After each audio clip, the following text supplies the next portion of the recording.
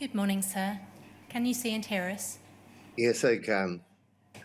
Before we start hearing evidence, Ms. Price, I have an announcement to make about evidence gathering relating to the final phase of this inquiry. So I propose to make that announcement now, all right? Yes, sir. As co-participants and members of the public will be aware, the final phase of the inquiry, phase 7, is concerned essentially with the here and now. I will be inquiring into such questions as, how does the post office treat its sub-postmasters? What is the culture of the post office like now? How does that culture compare with the culture prevailing before the group litigation? How do those who are entitled to compensation view their experiences of making claims? Has the post office and government delivered on its promise to provide compensation which is full and fair? In order to help me answer these questions, I have commissioned YouGov, an independent research and data analytics firm, to conduct 2 surveys. One survey is aimed at current sub-postmasters.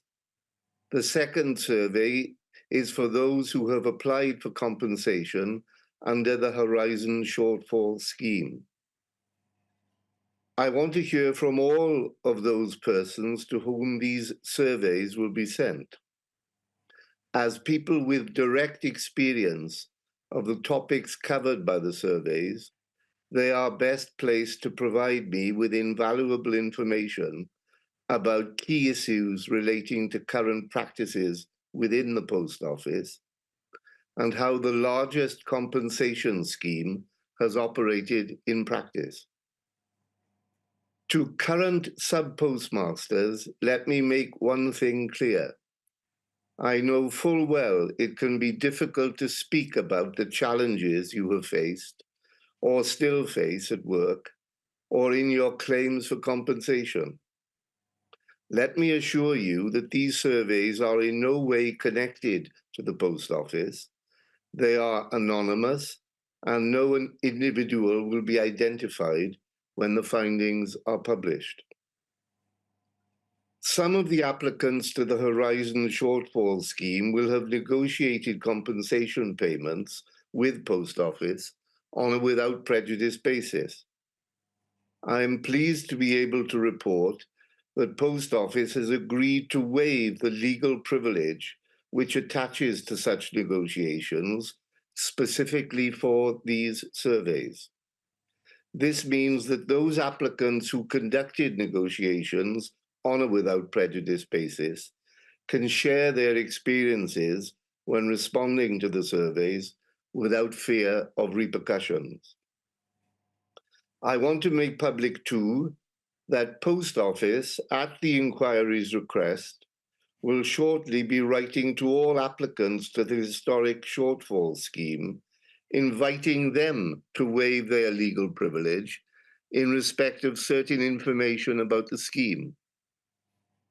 The Post Office is taking that step so as to enable it to answer requests for information which the inquiry has requested it should provide. I urge all applicants to the scheme to respond positively to this letter, so the inquiry is given as much information as possible on how the scheme is running.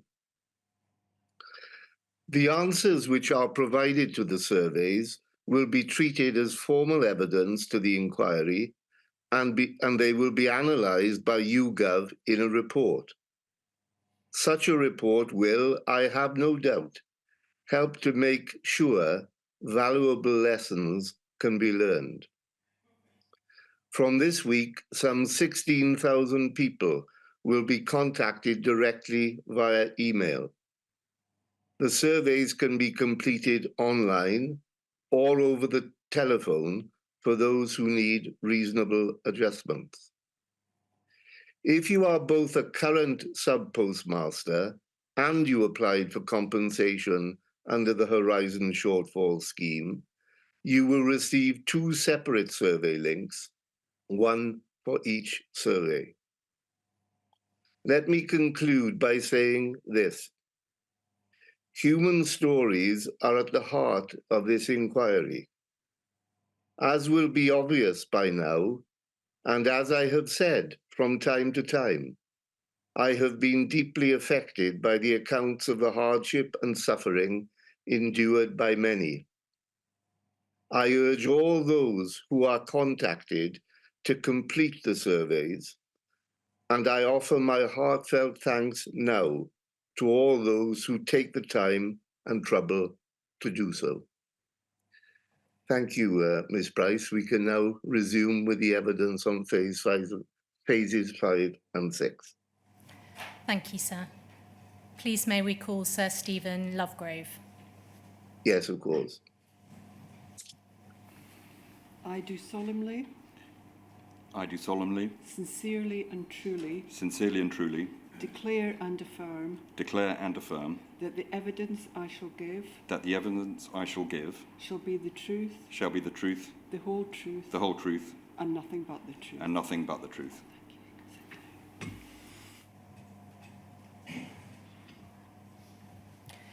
Could you confirm your full name, please, Sir Stephen? Stephen Augustus Lovegrove. As you know, my name is Emma Price, and I will be asking questions on behalf of the inquiry.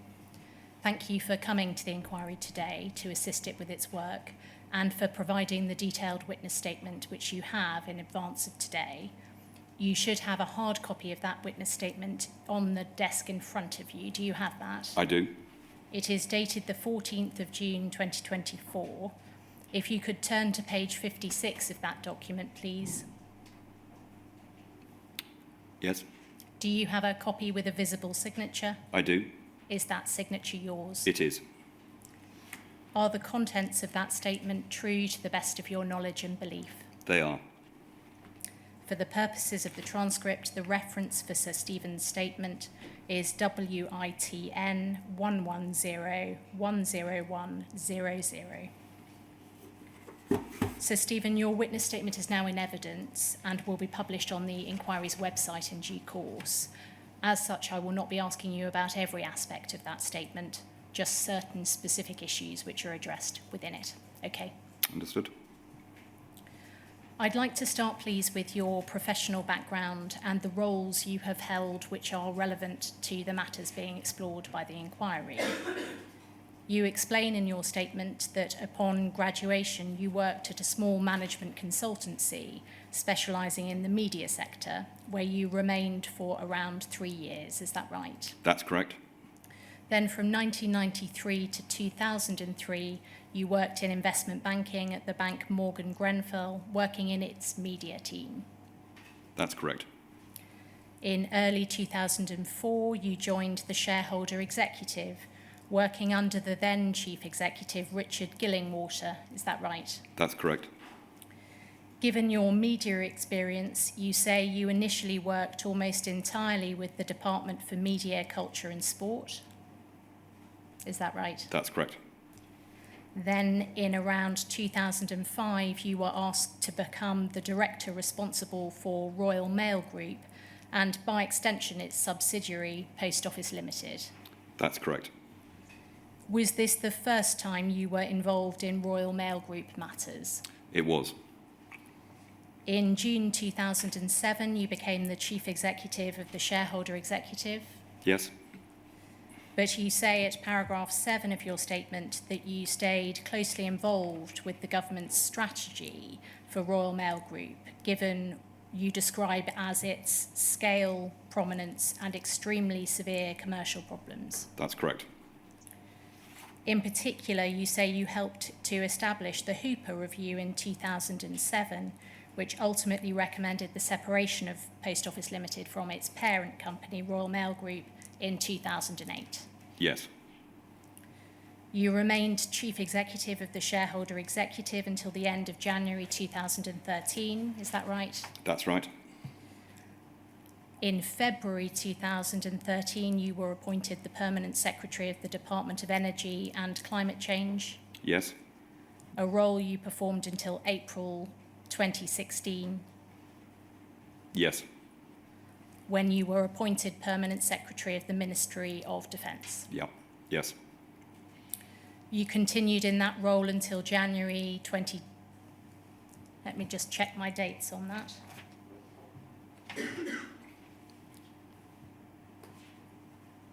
Until January 2021, when you were appointed as a National Security Advisor. The National Security Advisor, yes. And you stepped down from that role in September 2022. Yes. You were then the Prime Minister's Advisor on Defence Industrial Strategy until December 2022. Correct. And since leaving government, you have held a number of roles, including being Chair of Rolls-Royce SMR, Yes. Governor of the Wellcome Trust, Yes. Visiting Fellow at Columbia University's School of International and Public Affairs, Yes. and a Senior Advisor at an investment bank. Yes. I'd like to turn, please, to the shareholder executive's responsibility for Royal Mail Group and Post Office Limited. Could we have on screen, please, paragraph 17 of Sir Stephen's statement, which is on page 7, towards the bottom.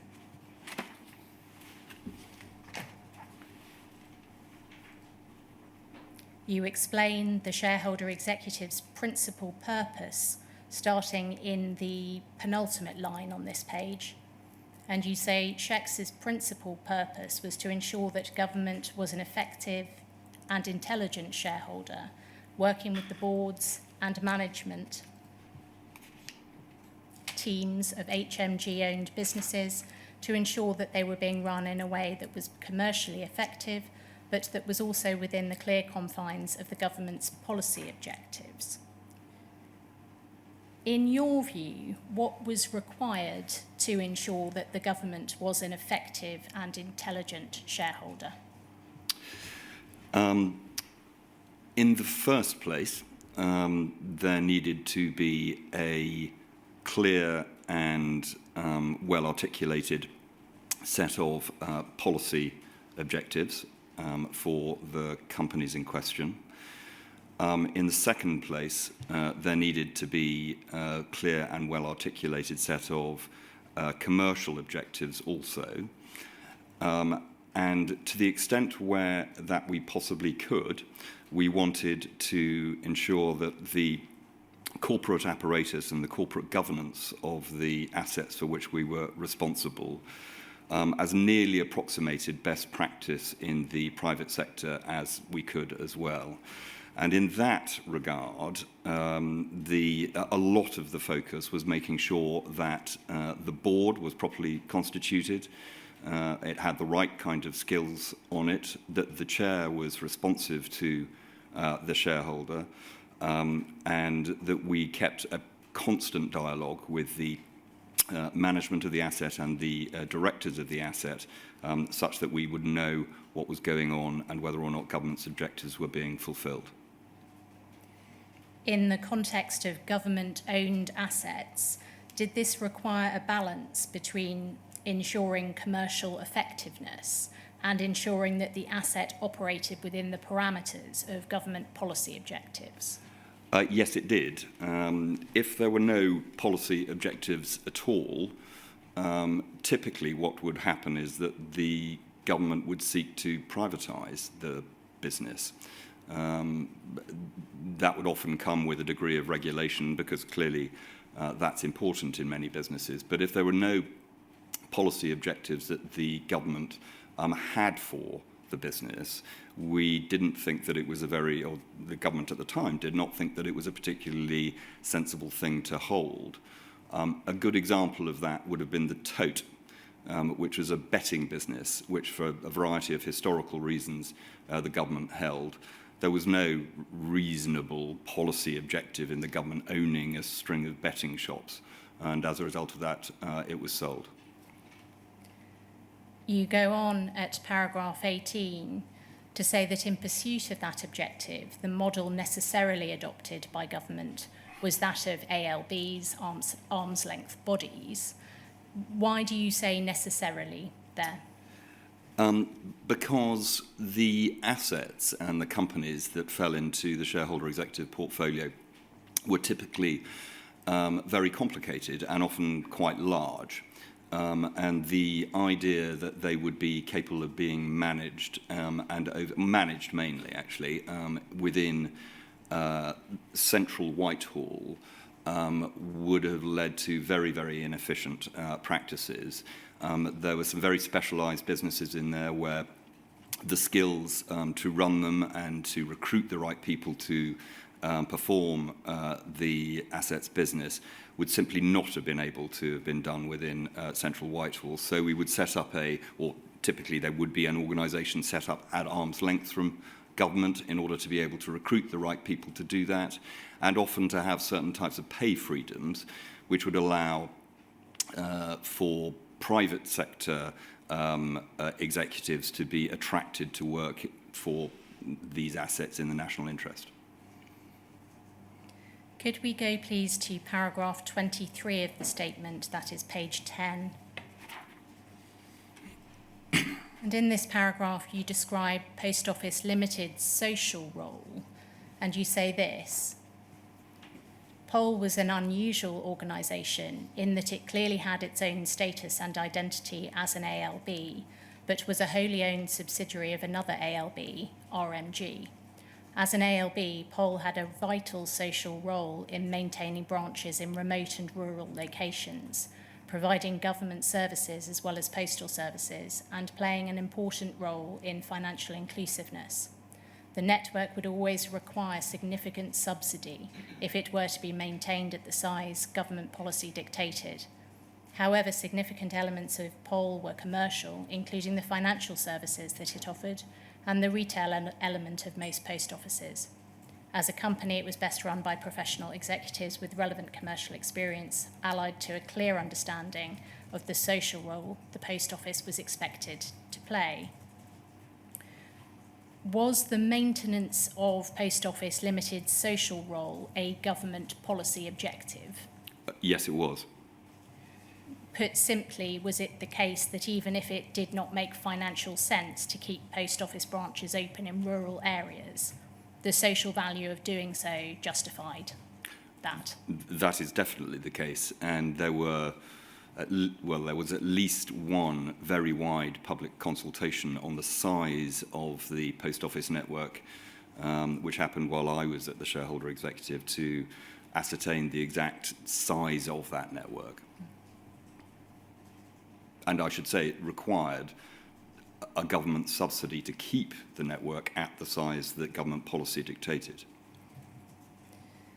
Would it be fair to say that sub-postmasters running branches in rural areas, as well as their staff and post office employees employed in such branches, played an integral part in delivery of Post Office Limited's social role?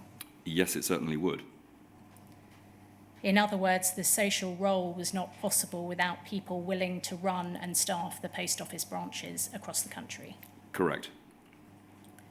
Would you agree, therefore, that how those people were treated by Post Office Limited was directly relevant to a key government policy objective for Post Office Limited? Yes, I would. Post Office Limited was a 100% owned subsidiary of Royal Mail Group pre-separation, and you observe in your statement that in normal circumstances there would not have been any supplementary government oversight of a subsidiary of a government-owned company. Do I summarise your evidence at paragraph 24 of your statement correctly in this way? The fact that there was unusually direct oversight of Post Office Limited pre-separation was a consequence of the social function that Post Office Limited network was expected to perform? Yes, you would be correct in saying that. I should say that the oversight of Post Office was a mixture because of the nature of its subsidiary nature. It was a mixture of oversight of Pol directly and conversations with Pol management and board directly, and conversations with the Royal Mail Group's management and board members as well, because, of course, as the parent, as the corporate parent, they had responsibility for the Post Office. And indeed, you say in your statement that Royal Mail Group was expected to discharge its ownership responsibilities towards Post Office Limited in a manner consistent with the government's policy objectives. That's correct. You observe at paragraph 31 of your statement that the types of decisions that were for ALBs to take rather than checks or the government would include matters which are sometimes described as operational or contractual. But you say that in your view this terminology does not always help to distinguish between those matters in which government became involved and those in which it did not. Is that right? That is correct. You also make clear that the government had a role in establishing policy goals and monitoring operational performance. So, in short, it would not just set the strategy for an asset and leave it to it. That is correct. I mean, the strategy for an asset would be set in cooperation with the executives and board of the asset in most instances. And we would use much of the management information that the executives and the board of the asset were using to run the company to assist us in our own oversight of the asset. Would you agree that the reason for this, and that is the fact that there is monitoring of operational performance and there isn't a clear-cut distinction between operational and policy, is that there may be times when the way in which an ALB conducts itself at an operational or contractual level can cause concern for ministers at a policy level? Yes. Particularly where, as a matter of policy, there is a social role performed by a government-owned asset, or in this case, a subsidiary of a government-owned asset. Would you agree that it is vital that there is effective oversight of key operational and contractual matters? Yes. Would you also agree that in order for oversight to be effective, the government must have access to adequate information about key operational and contractual matters? Yes.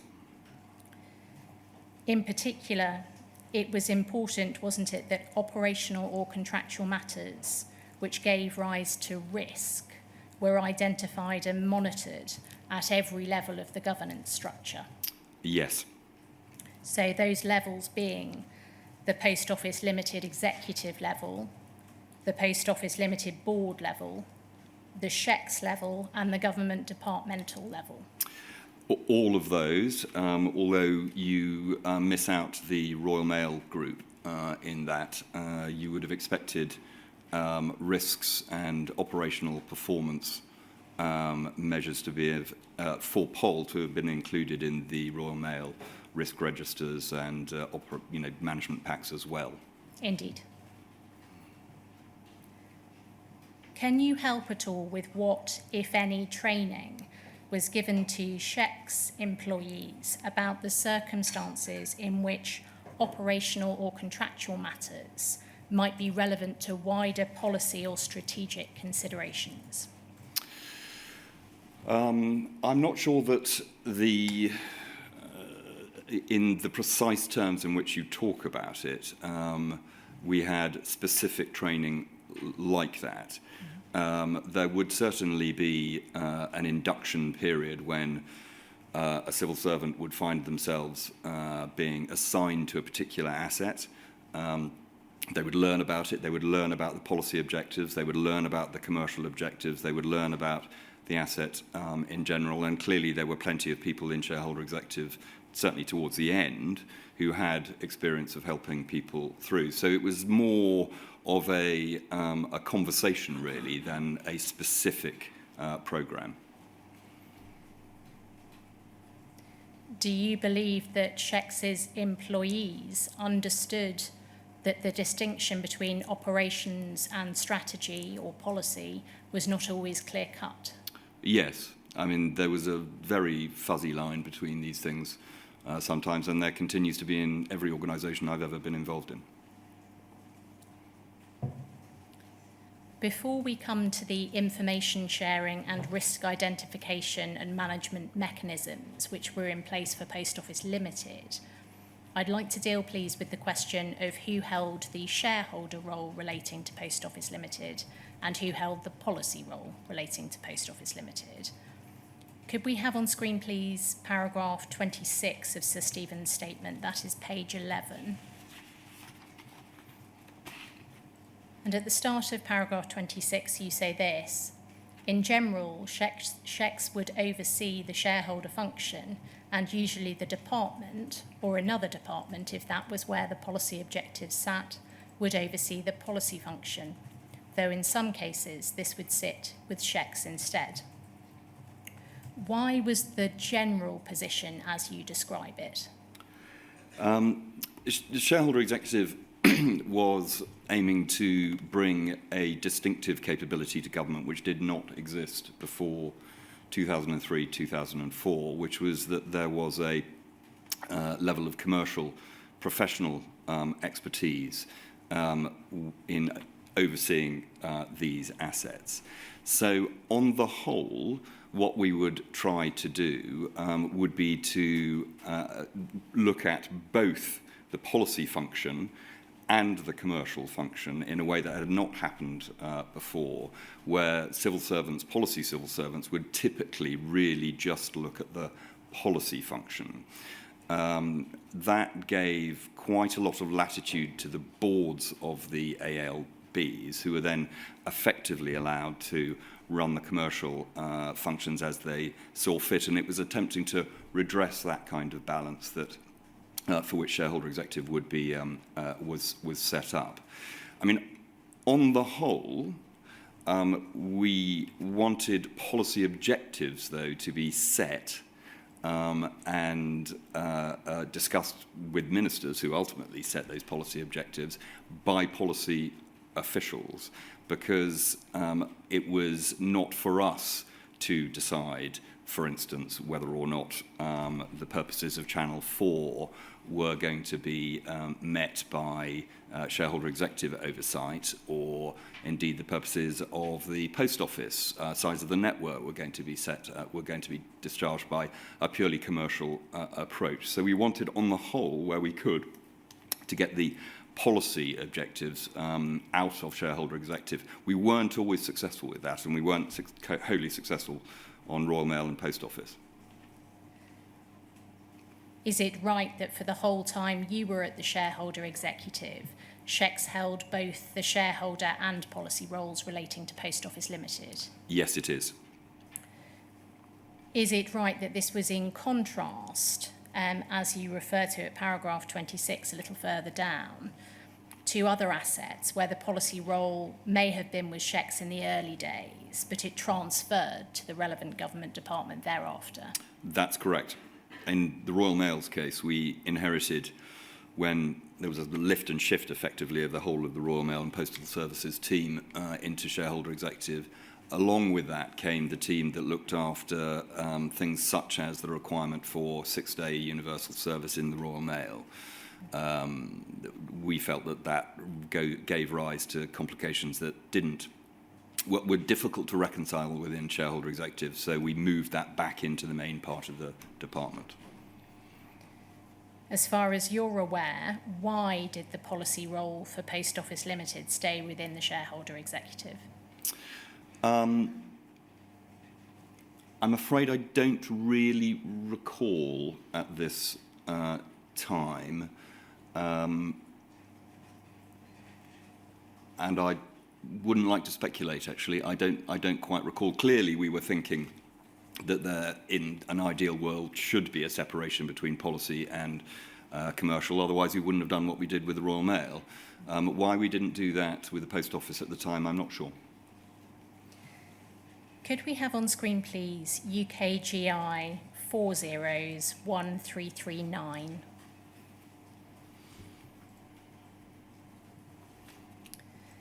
These are the minutes of a shareholder executive board meeting which took place on the 15th of September 2010. This is a meeting at which you were present, and you comment on these minutes if you wish to refer to it at paragraph 28 of your statement. Looking please to the second page, to paragraph 2.1. This paragraph comes under a heading which was at the bottom of the previous page, SHEC's board governance. And the minutes at 2.1 say this: Philip went through his paper on the SHEC's board's remit, particularly alerting members to the following considerations. And the first bullet point there, policy restraints. The board will give advice on the operational implications and effectiveness of policy proposals. Then at 2.2, there is this. Board members went on to discuss the board's role, effectiveness, and accountability. The board saw itself as an advisory group to help SHECS fulfill its role in government and escalate issues when necessary, with accountability to SHECS. Members commented that there may be situations where the board disagrees with policy decisions, and therefore SHECS's involvement in some cases which could compromise SHECS's capability or affect its reputation. Stephen, was that you? That was. Stephen stated that SHECS would always start from a commercial position, but would overlay policy priorities in order to get a settled and agreed position. The concern raised here was that there may be occasions when the SHECS board disagrees with the policy position in relation to an asset. With this concern in mind, where SHECS holds both the shareholder and the policy role in relation to an arm's length body, is there a risk of a conflict between the two roles? There could be the risk of a conflict between the two roles. Yes. I mean, I should say here, I mean, it wouldn't have found its way into these minutes because they wouldn't have been written like that. But the statement where the situations where the board disagrees with policy decisions is a peculiar one because we're talking there about the board of shareholder executive, and it's not really it's not really the board's role or place to disagree with policy decisions which have been signed off by ministers. So that is a slightly strange formulation, which I think is, in hindsight, doesn't look right to me. I mean, the point that I was trying to make in the rest of this paragraph was that in most situations, the size of the post office network being a very good example, there was going to inevitably be some form of compromise between a policy objective and a commercial objective. And it was our role to try and bring out where the trade-offs were likely to be, and then to end up with a settled and, I think I say settled and agreed position. And that was really about getting an agreed position between the policy imperatives and the commercial imperatives. I mean, clearly, for instance, if you wanted if the policy imperative had been that we need a post office network of 20,000 branches rather than 11,500, which I think was the position at the time, that would have required a very much greater government subsidy, and clearly the trade-offs there had to be discussed and analysed properly. And it was often, I should say, easier to start from a commercial position and then work with the policy sort of afterwards. And it was an iterative process. Could we have on screen, please, paragraph 29 of Sir Stephen's statement? That's page 12.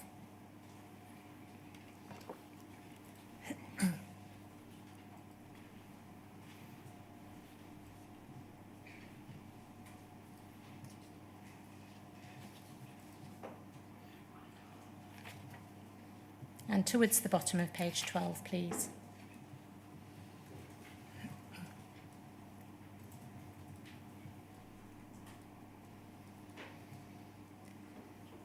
You say here, I discussed the role of the SHEX board further below. Part of that role was to ensure that SHEX maintained a commercial outlook in its dealings with both ALBs and government departments, and to guard against a danger that the balance of SHEX activities would tilt too far away from the interests of the taxpayer. To put it in other terms, the board here was seeking to ensure that priority given to the shareholder function and the policy function remained in the correct proportion, a concern that was particularly prevalent at the time of the meeting with the new coalition government's emphasis on efficiencies. So you're referring back there, aren't you, to the minutes we've just looked at, and do look at the paragraph above if you need to, for context in terms of the timing of the meeting. I am, yes. Yeah. And that coinciding with the new coalition government's emphasis on efficiencies. Yes. Did SHEX ever feel under pressure in light of the new coalition government's emphasis on efficiencies to give greater priority to the shareholder role than the policy role? No, I don't think that we ever felt that we were under a new type of pressure.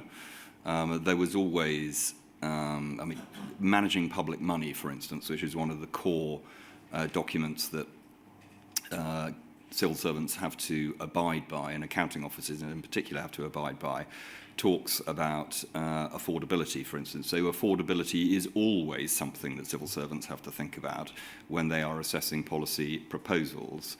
A new government, new ministers in a new government are perfectly entitled to shift the balance of policy in one direction, and if that brings affordability sort of kind of issues along with it, then so be it. You do what you can to make sure that this new policy would be workable. It may have been the case at the time, I think it probably was the case at the time, that the coalition government's emphasis on efficiencies did mean that affordability constraints were tighter, but they were not. They were maybe slightly different in degree rather than in kind from a normal conversation that you would have. The inquiry has heard evidence from Mark Russell, who became the CEO of the shareholder executive in 2013, that an advantage of the shareholder and policy roles being held separately for an asset is that it provides another set of eyes on key issues. Would you agree with that? Yes, I would. In your view, is it better practice to keep the shareholder and policy roles separate? Yes, I do agree with that. Are there any other reasons, apart from the reason given by Mark Russell, which I've just referred to, for that?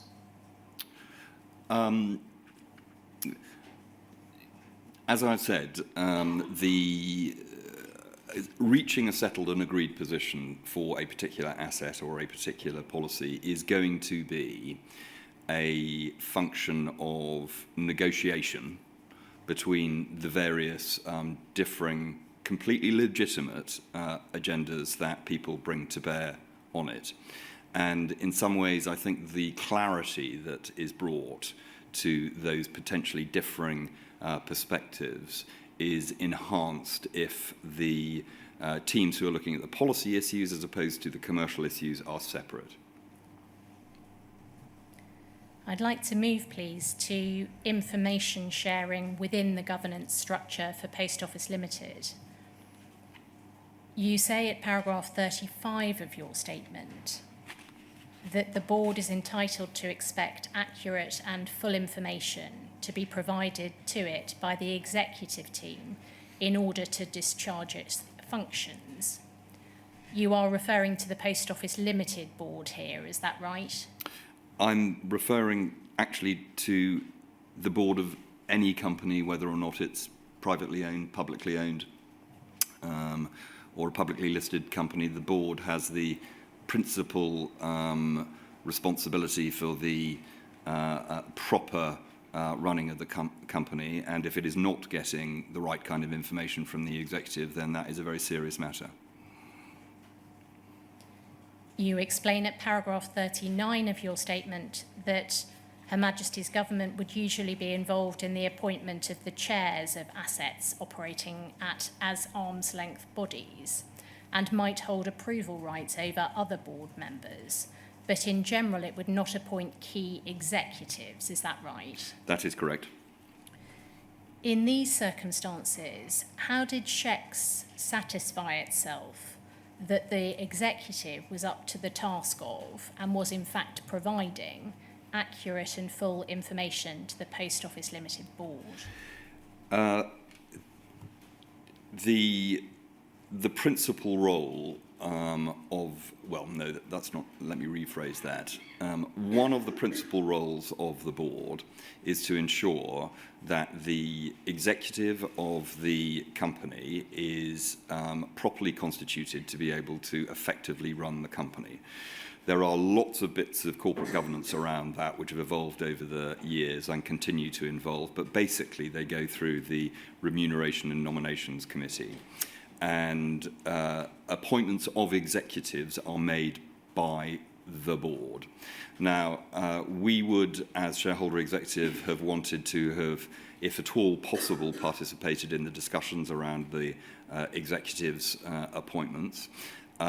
And we would have given our views if we felt that there were any particular names that we didn't think were especially suitable or were suitable, but we wouldn't try and interpose ourselves into what would be standard corporate governance. In terms of information, which is a slightly different matter, the principal responsibility of how the information comes up to the board is that of the board, and you expect to have experienced non-executive directors and chairs who would know whether or not the kind of information that they were getting was the right kind of information, whether or not anything was being elided or missed out. And there is a panoply of different types of things that would assist them in that, most notably internal audit and the company secretary and the other risk functions effectively in the board. As I say, for us, in shareholder executive, we would by and large work through that type of mechanism rather than trying to interpose a sort of totally different information regime on companies, because that would have been duplicative and unhelpful. Could we have on screen, please, paragraph 40 of Sir Stephen's statement? That's page 19.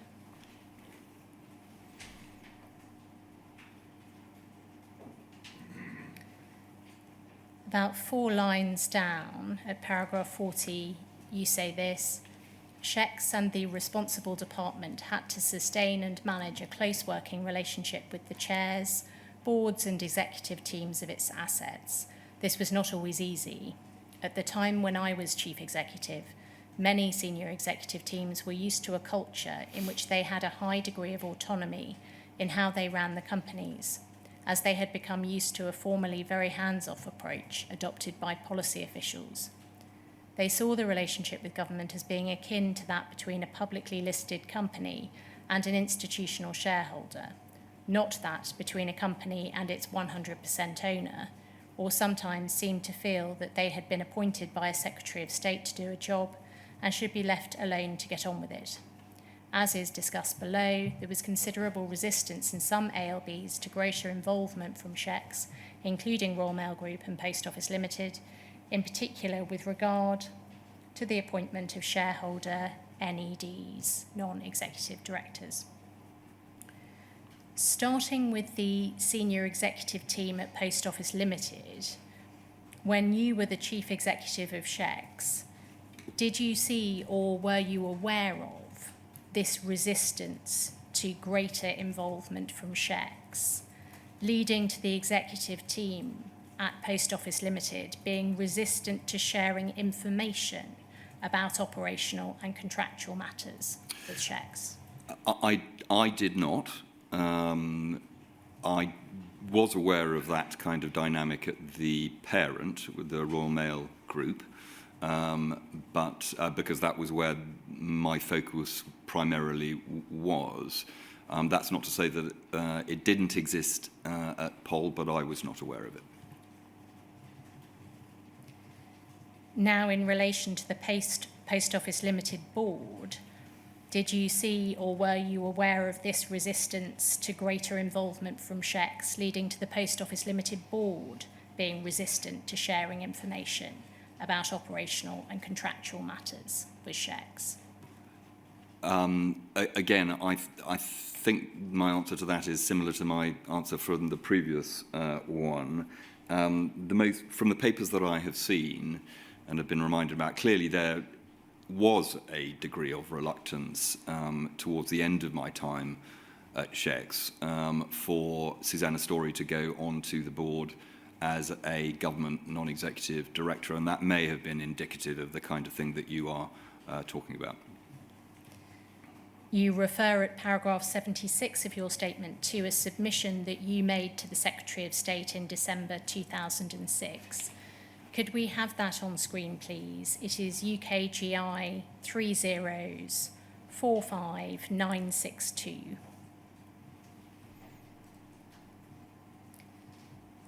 The title of this submission is Royal Mail Board Composition, Non-Executive Directors. Appended to this submission as Annex B is an earlier submission. So the date of this one is the 6th of December 2006, and it's from you to the Secretary of State. The earlier submission, which is appended to it, is dated the 21st of June. Could we go to that, please? It's page 5 of this document.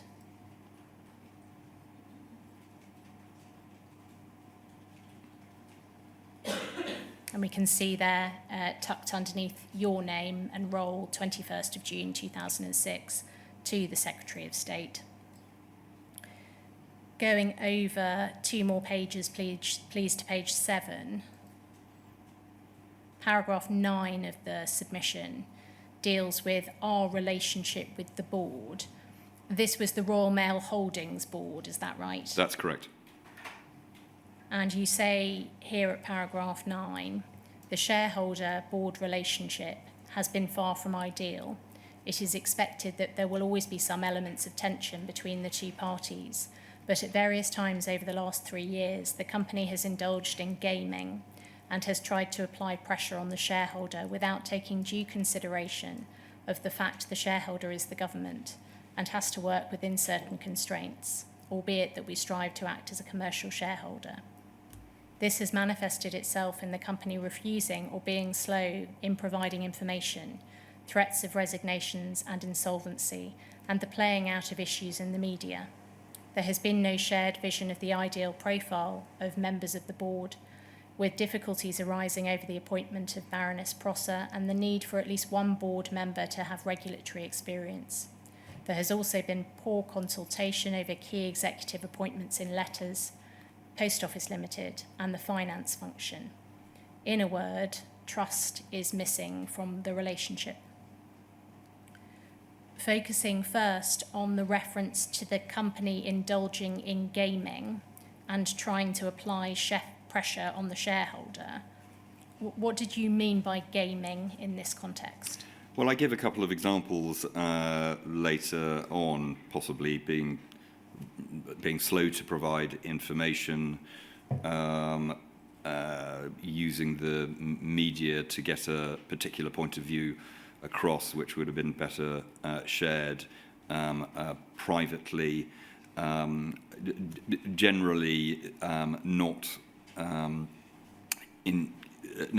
having the kind of trusting and straightforward relationship that we aspired to have. And what was done to ensure that the board was no longer inclined to game the shareholder? Well, we had a number of, probably at the time, I can't remember, it was a long time ago, rather difficult conversations with members of the board. As I say in my evidence, I wouldn't want to say that this was a sort of broken relationship because everybody was at each other's throats for no particularly good reason. That wasn't the case. This is a business which was in extremely challenging circumstances indeed. We were on the verge of having to make a very significant investment in the business to keep it solvent and modernise its operations. It had a very, very large pension fund deficit. There were different visions of how the ownership of the company, this is Royal Mail Group, should develop. On the one hand, the management wanted there to be very significant employee share ownership. Ultimately, that wasn't the government's policy. So that the context of the time was this was quite a fraught environment. I think I say later on in the document, or possibly in some of the other documents later on, that the relationships became better, but there was no question it was a fraught relationship at the time, and we had to work pretty hard to make sure that our ministers' objectives were fulfilled. I mean, what made things better? I mean, there's been a suggestion, I think, at some points that ministers didn't have that much agency in the running of the businesses. I don't really agree with that. One of the things that made it better, for instance, was the appointment of Baroness Prosser, so that de facto there was a board member who was more capable of reflecting what would have been the government's objectives around the board table.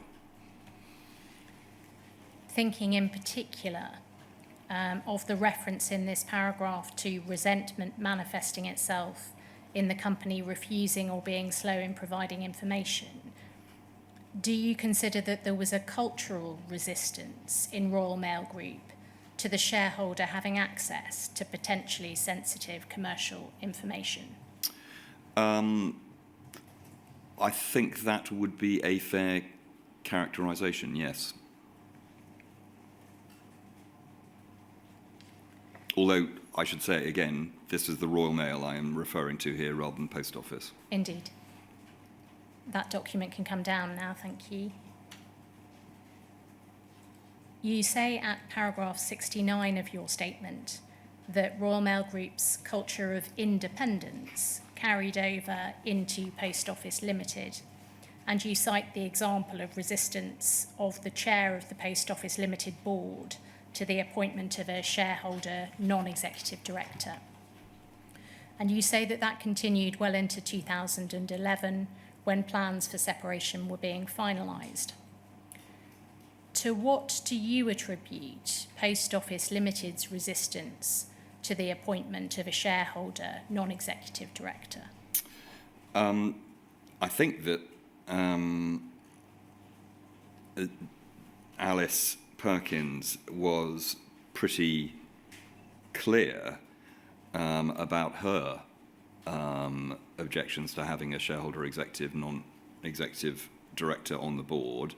And I think she gave three reasons. One of them was that there was another non-executive who didn't want to serve. One was that they thought that there would be a potential for conflict, and there was another reason as well. We will come on to that okay. Correspondence in due course. But from your perspective, forgive me for interjecting, from your perspective, quite apart from the reasons given, what did you think the reason behind Post Office Limited's resistance to the appointment of a shareholder NED was? A desire for independence from government. To the extent that it was manageable. Was a cultural resistance to information sharing something which also carried over from Royal Mail Group into Post Office Limited? I'm afraid I don't know the answer to that. I wasn't closely enough associated with the information coming out of Post Office to know. While we are on the topic of the shareholder executive taking seats on the boards of its main assets, could we have page 33 of Sir Stephen's statement on screen, please? And at paragraph 68, you say this: It had, in fact, long been my view that the government, through SHECS, should be taking seats on the boards of its main assets, and I thought it anomalous that it had often not done so when it was the sole owner of these companies. However, there was resistance to this proposition both within the government and the assets in the early years of SHECS's existence. From the government's side, this was due to concerns that a government board member might be associated with politically controversial decisions. From the assets side, a shareholder NED was often seen as an unwelcome innovation that risked political or inexpert interference in commercial decisions. Then at paragraph 69, you say, in my initial years in SHECS, my view that we should have been taking board seats did not prevail. For a company such as Royal Mail Group, in which management had a deeply ingrained culture of independence from government, it would have been extremely difficult to even raise the issue. Just as a matter of clarification, did you or anyone else at SHECS ever take practical steps to explore with Royal Mail Group whether SHECS could or should have a NED on the Royal Mail Group's board at any time prior to Post Office Limited's separation from Royal Mail Group? We didn't take practical steps to try and put somebody onto the board. If we had done that, there would have been evidence in submissions to ministers that that was a position that we wanted them to endorse and follow through. I'm entirely sure that we would have had conversations with executives, with the chair, where I would have said something like, it's odd that government doesn't take board seats, but we never actually did anything about it. Do you recall that actively being discussed with the Royal Mail Group board? No, I don't, to be honest. So that would have been, that is speculation on my part.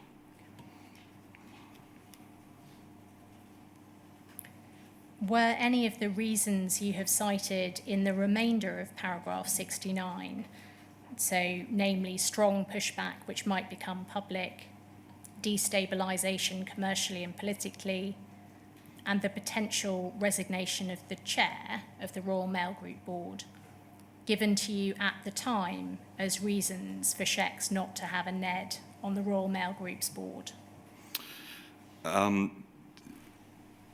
I'm not sure that the conversation would have been had with the degree of precision that you're talking about. I think it was so much the case that the policy was not to have non-executives on the boards that these issues would have been kind of internalised in support of that position, rather than a conversation with, we ought to have a shareholder executive and non-executive director on this particular board. Well, we can't because we're going through these things. I mean, these things are all referenced, I think, in the submission that you put up a few minutes ago, which I sent to the then Secretary of State. So they were in the air. And as I think I say here, I think the idea of even raising it would have been wasted breath, to be honest. So just seeking to understand, these were in your consideration, but they weren't necessarily reasons given to you by the Royal Mail Group board for why this couldn't happen? That is correct, though I don't rule out that there was a conversation where I might have mentioned this to one of the board, but I don't remember it specifically.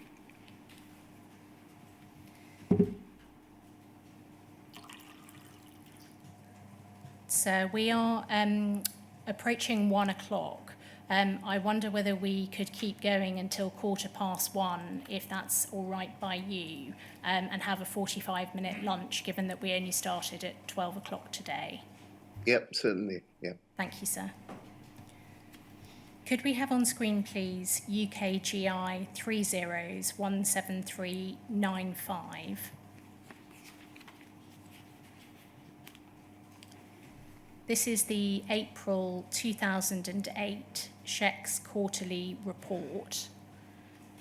Is that right? Yes. I'm taking that from a description where you've dealt with it in your statement, and so I think that is accurate. Yes. If we could go to the Royal Mail tab in this spreadsheet, please. It's tab 27, if that assists with finding it. That's it. So this is April 2008, and it is 2 years on from your submission to the Secretary of State, which we've looked at, containing concerns about the relationship with the Royal Mail Group board. And this was the state of play by this point. And we can see, just to put it in some context, the heading, the shareholder executive traffic light, under this first section, shareholder relationship. There are questions posed, and then we have columns, a yes column and a no column. And there is a code for what type of issue the yes or no relates to. So number 1 is in the summary above as the shareholder relationship. So all of those items in that first table, section 1, relate to shareholder relationship. And just looking at some of the questions and answers that we have here. The first one is, do we have regular and informative contact with non-execs? And the answer to that is yes. And on the comment, if we can just click in the box, please.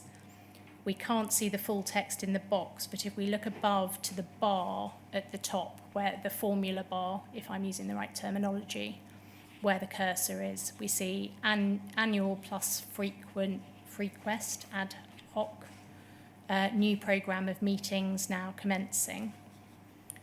Then we have the second question, do we have regular and informative contact with the chair and senior execs? The answer is yes, and there's quarterly and frequent ad hoc. The third question, does the chair respond to shareholder concerns? And the answer is no, and the comment is yes and no, often extreme, recently some improvement. Chairman's response to Secretary of State Chairman's letter acknowledges importance of monitoring and reporting the company's performance. Then we have at 1.4, does the company operate a no surprises approach to communication? Includes media? No. And the comment is inconsistent. Some off-record briefing of media, no pre-warning of high-profile press releases, getting much better, however. And it says, is the overall relationship satisfactory? The answer is yes, but the comment is satisfactory just. And at the next box down, we have as red, relationship with, and if we can just click on under red, relationship with chair can be mixed, other issues, consensus can be reached. Board refresh now being undertaken, new MD letters now appointed, and new settlement with the board being slowly established. Some friction experienced over bonuses which still have not been agreed for the now previous financial year of 0708. Just looking down, please, to section 3, which is quality of management team and board. And under do we have a suitable and strong chair? The answer is yes. And we've got some comments there. Chair reappointed for further year to oversee review and poll. The answer is also yes for whether we have a suitable and strong CEO. Relationship with CEO has been strained, but it's improving. He is looking to move on in the next 12 to 24 months' time. Suitable and strong FD, is that finance director? It is, yeah. Yes, finance director in post for 18 months. Performance okay, but not great. New initiatives to improve reporting are often met with resistance initially, but then gradually overcome. And then looking at some of the no's, do we have a suitable and strong line management, including other executive directors, heads of business units? And the answer is no. Royal Mail undertaking refresh programme, major concerns about bench strength of team. Is there a strong NED team? 2 down. No. Strategy for reappointment, recruitment being implemented. Interviews for NEDs have been undertaken recently. Is the board compliant with the combined code? Yes, but with the comment, but seeking to reduce board size. And then we have this, do we have appropriate board dynamics? No. Need to ensure that future NED appointments are truly independent and expect to do so through NED recruitment. And the last one, has there been a board performance review recently? No. Last review in 2005. Since then, there have been changes to the executive team and NED refresh underway. Do not expect full board review until new chair appointed March 2009. So looking at all of those answers taken together, would you agree that it appears from this document that the relationship with the board was still poor at this point, 2 years on?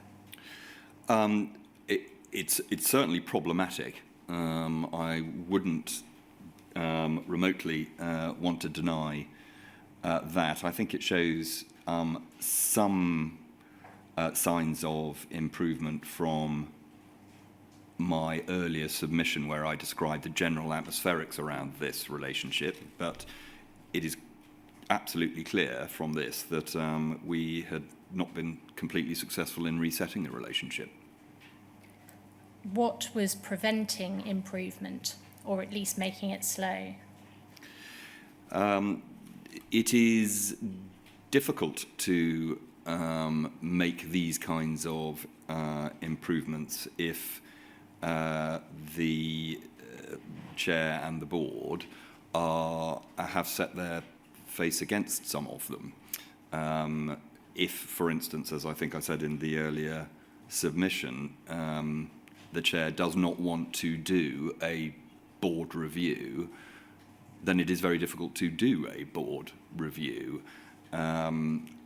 And if I remember rightly, although this was before my time in shareholder executive, I think that the chair here had brought in many of his many people he knew personally to be non-executives on the Royal Mail group. So there was quite a tight group of non-executives who would have been making improvements probably a little bit more difficult than we would have ideally liked.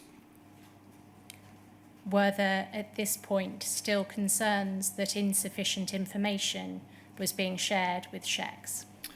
I would imagine that there probably was. I mean, bear in mind that the reporting packs, the requests for information, the formality and length of the meetings that we were having were changing all the time, admittedly, possibly from a sort of kind of relatively low base. But I'm guessing that we would probably have still wanted to see more types of information than occasionally we got. What were the concerns about the strength of the executive team which were referred to in this review?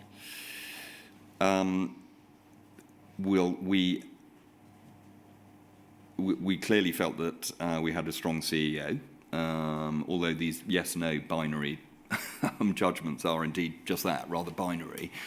And the finance director, I think, gets a tick in that box as well. I can't remember at this distance. If I can help you with 3.4, do we have a suitable and strong line management, including other executive directors, heads of business units? And then in the comment,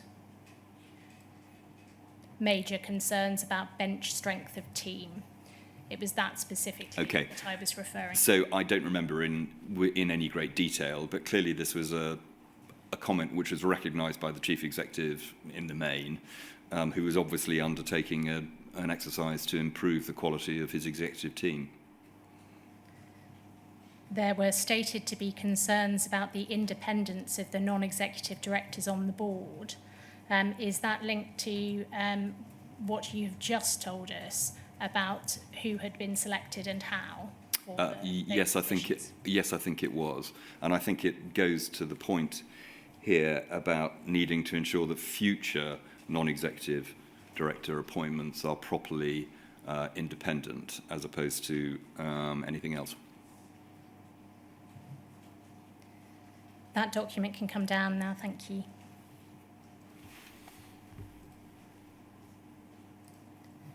So I've reached the end of one topic, and before turning to the next, I wonder if that might be a convenient moment to break for lunch. Yeah, certainly. So we'll resume at 2 o'clock, yeah? Yes, please, sir. Right, see you all then. Thank you.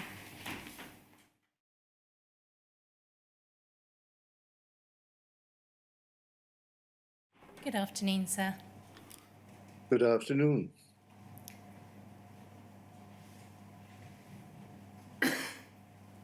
Sir Stephen, would you agree that information sharing is an integral part of risk identification, monitoring and management? Yes, I would agree with that.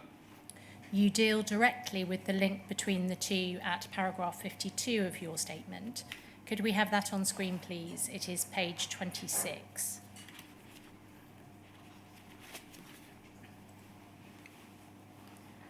And 3 lines down, you say, as the 20th of June 2007 Departmental Risk Register shows, it was the job of the Post Office Network team to compile the poll risk register within checks, relying on their analysis of the information that was provided to them by poll, informed by further data from RMG, its parent company, and officials' own appreciation of the risks being run. The effectiveness of the risk register is therefore largely dependent on the flow of information from the asset in question. You go on at paragraph 53, a little further down the page, please, to say this. Looking back now, with the benefit of hindsight and acknowledging that I have not seen all of the evidence, it seems to me that the failure to identify and socialise the risk posed by, first, errors in the Horizon system, and second, Pol's power to prosecute sub-postmasters using Horizon data, was central to what followed.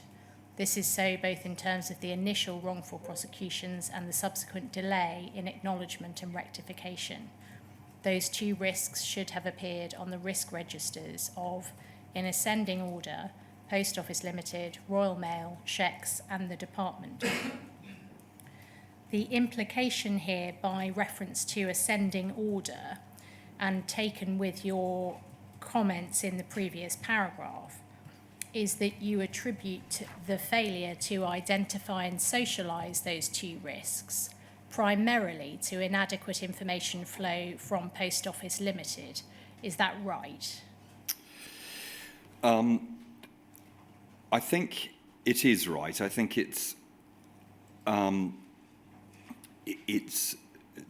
difficult for officials to identify with sufficient gravity the types of risks that we're talking about here if the organisations that are actually responsible for them, Post Office and then subsequently Royal Mail, haven't identified them as risks themselves, which is why I say at 54 the order is important. And it's certainly the case that this kind of issue should certainly have been identified by internal auditors and quite possibly external auditors as well. I don't think, however, that is quite the full picture because clearly there were people in shareholder executive who were aware of the complaints of the sub-postmasters. They had received letters from the JFSA. There had been meetings. There had been subsequent meetings where they had quizzed the Post Office on what all this was about. So it was not the case that there was absolutely no knowledge of this issue within shareholder executive, but it didn't come through the normal ascension of risk through the various risk registers, and that was wrong. You refer in paragraph 53 to Post Office Limited's power to prosecute sub-postmasters using Horizon data, and you do so again at paragraph 83 of your statement. Could we go to that, please? It's page 40.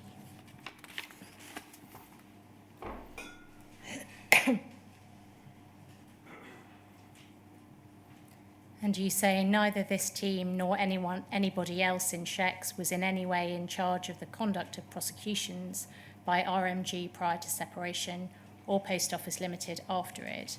It seems from the documentary evidence that knowledge of the prosecutions was very limited.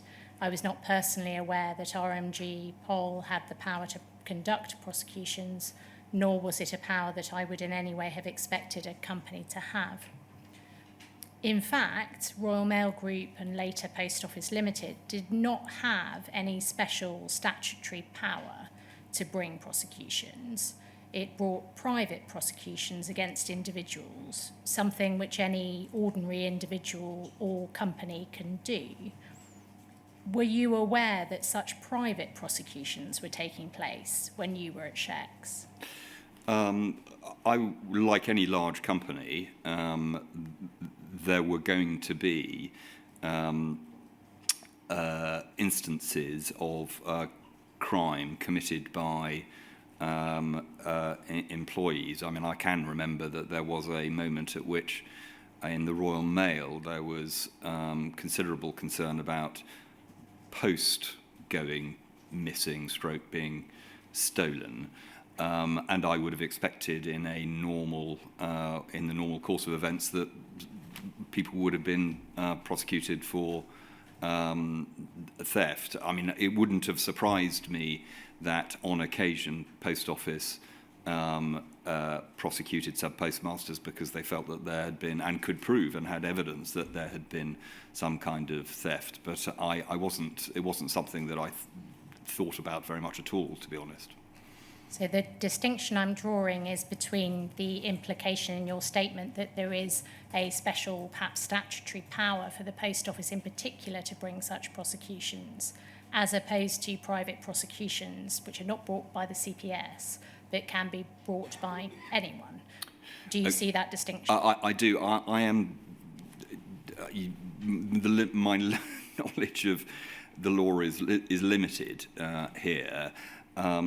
So if a private prosecution could be brought by anybody, can that private prosecution mean that the person who is found guilty, as it were, can they end up in prison? Well, the question at the moment is simply whether you, drawing that distinction, were aware that it was the Post Office, or before that Royal Mail Group, as opposed to the CPS, bringing... Sorry, I misunderstood. No, I certainly was not under... I did not know that it was not the CPS. Okay. The inquiry has received evidence that there were over 800 prosecutions brought by Royal Mail Group and Post Office Limited between 2000 and 2015.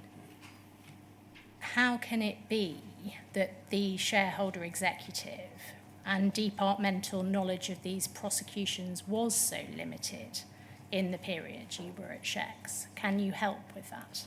I haven't seen any evidence that we were told that that was the volume of prosecutions. And indeed, I think I remember seeing some evidence from other witnesses who were much more closely associated with it, such as chairs of the Post Office themselves, that they weren't aware of it either. So I think it was one of those facts that was not widely known and was not widely noised. Were you aware that criminal enforcement proceedings were also being used by the Post Office to obtain confiscation orders against some of those it prosecuted? No, I wasn't. In terms of your own knowledge of the Horizon system, you address this at paragraph 60 of your statement. Could we have that on screen, please? It's page 29.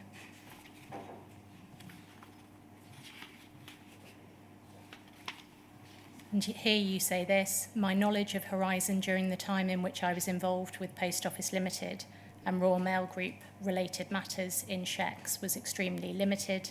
I understood that it was the post office's point of sale system and that it had been a complicated procurement some years before, but I knew little beyond this. I do not recall the May 2009 Computer Weekly article being brought to my attention during my time at Shecs, nor do I remember being made aware of complaints made by sub-postmasters as to the integrity of the Horizon IT system. Just picking up first of all on the complicated procurement some years before, what did you understand was complicated about the procurement? The negotiations with Fujitsu had been lengthy and fraught, little more than that.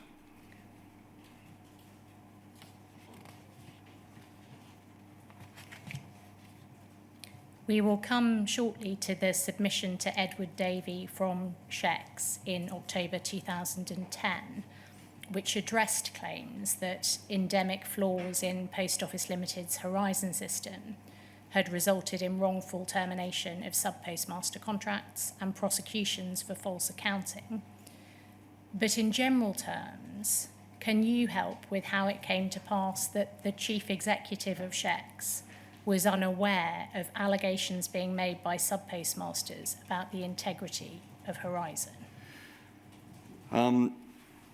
This is speculation to a certain extent, so I'd like that caveat to be noted. But I was clearly not made aware of these of this situation. I don't see my name on any of these submissions, and I wasn't copied into many of the documents or emails about it. I would imagine that the team in charge, and I think the documentation does prove this out, would have taken account of what were forceful and repeated and detailed denials that there was anything wrong coming from the from Post Office, that those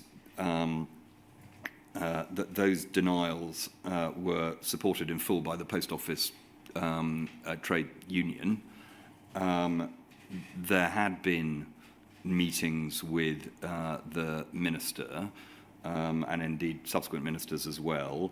There had been further questions which had been asked by shareholder executive officials, detailed questions which largely went to the matters being raised by the wronged postmasters, and ultimately the board of the Post Office had appointed Second Sight to do an inquiry. Now, I think in those circumstances, in that context, I can see that the officials in question would have thought, well, what else is there that can be done in this kind of situation? Is it something that we need to bring to the Chief Executive's, Mike Stevens' attention? Do we want him to intervene? Will he change anything? And I would have asked questions which would have gone to the issues I've just mentioned. And if all of those things were in place, I would have probably said, okay, well, crack on. I'd like to know about the progress of this, but clearly that was not the view that was taken at the time, and it had been through the ministerial channel as well. So, but I can't. That is speculation, and I'd just like to make that clear. You refer to the Shecs handbook at paragraph 34A of your statement. Could we have that on screen, please? The reference is UKGI 30444314. This document is from 2007, is that correct? Yes, I think so. That's the date that you give it in your statement. Yeah. Going to page 4 of that document, please. Section 2 deals with what government expects of its businesses. And the first sentence there says, government set out 9 key principles which the government expects to govern the behaviour of businesses in government ownership. And the principles set out below include Principle 1, businesses should seek an honest, open and ongoing dialogue with the government as shareholder. They should clearly communicate the plans they're pursuing and the likely financial and wider consequences of those plans. Ideally, goals, overall plan and progress should also be made public and discussed in the annual report and accounts. Principle 2, businesses should operate a no surprises policy, ensuring that the government as shareholder is informed well in advance of anything potentially contentious in the public arena. And Principle 8, businesses should have and continue to develop coherent strategies for each business unit. The approach to reviewing strategy should be a dialogue between the board and the shareholder. With those principles in mind, it appears from the evidence the inquiry has received so far that at least during the time when you were at Shecs was unaware of a number of important matters. To take some examples, first, Post Office Limited's knowledge of a bug called the Falkirk bug since 2006 and the receipts and payments mismatch bug since 2010. Second, that a joint expert report prepared for the civil action brought by the Post Office against Julie Wolstenholme in 2004 had challenged the proposition that Horizon was robust, and the case was, as a result, settled by the Post Office. Third, that there had been acquittals of sub-postmasters in prosecutions brought against them after the operation of the Horizon system had been raised by them. And fourth, that Fujitsu had the capability to access sub-postmasters' terminals without their knowledge or consent. Taking those examples and combined with the failure, as you see it, for the Post Office to identify and socialise risks of errors in the Horizon system and relating to prosecutions, do you consider that Post Office Limited complied with the principles we are looking at here, namely open and honest dialogue, operating a no surprises policy, and engaging in strategy dialogue? The way that you have just described that would certainly indicate that there were serious failings in that area.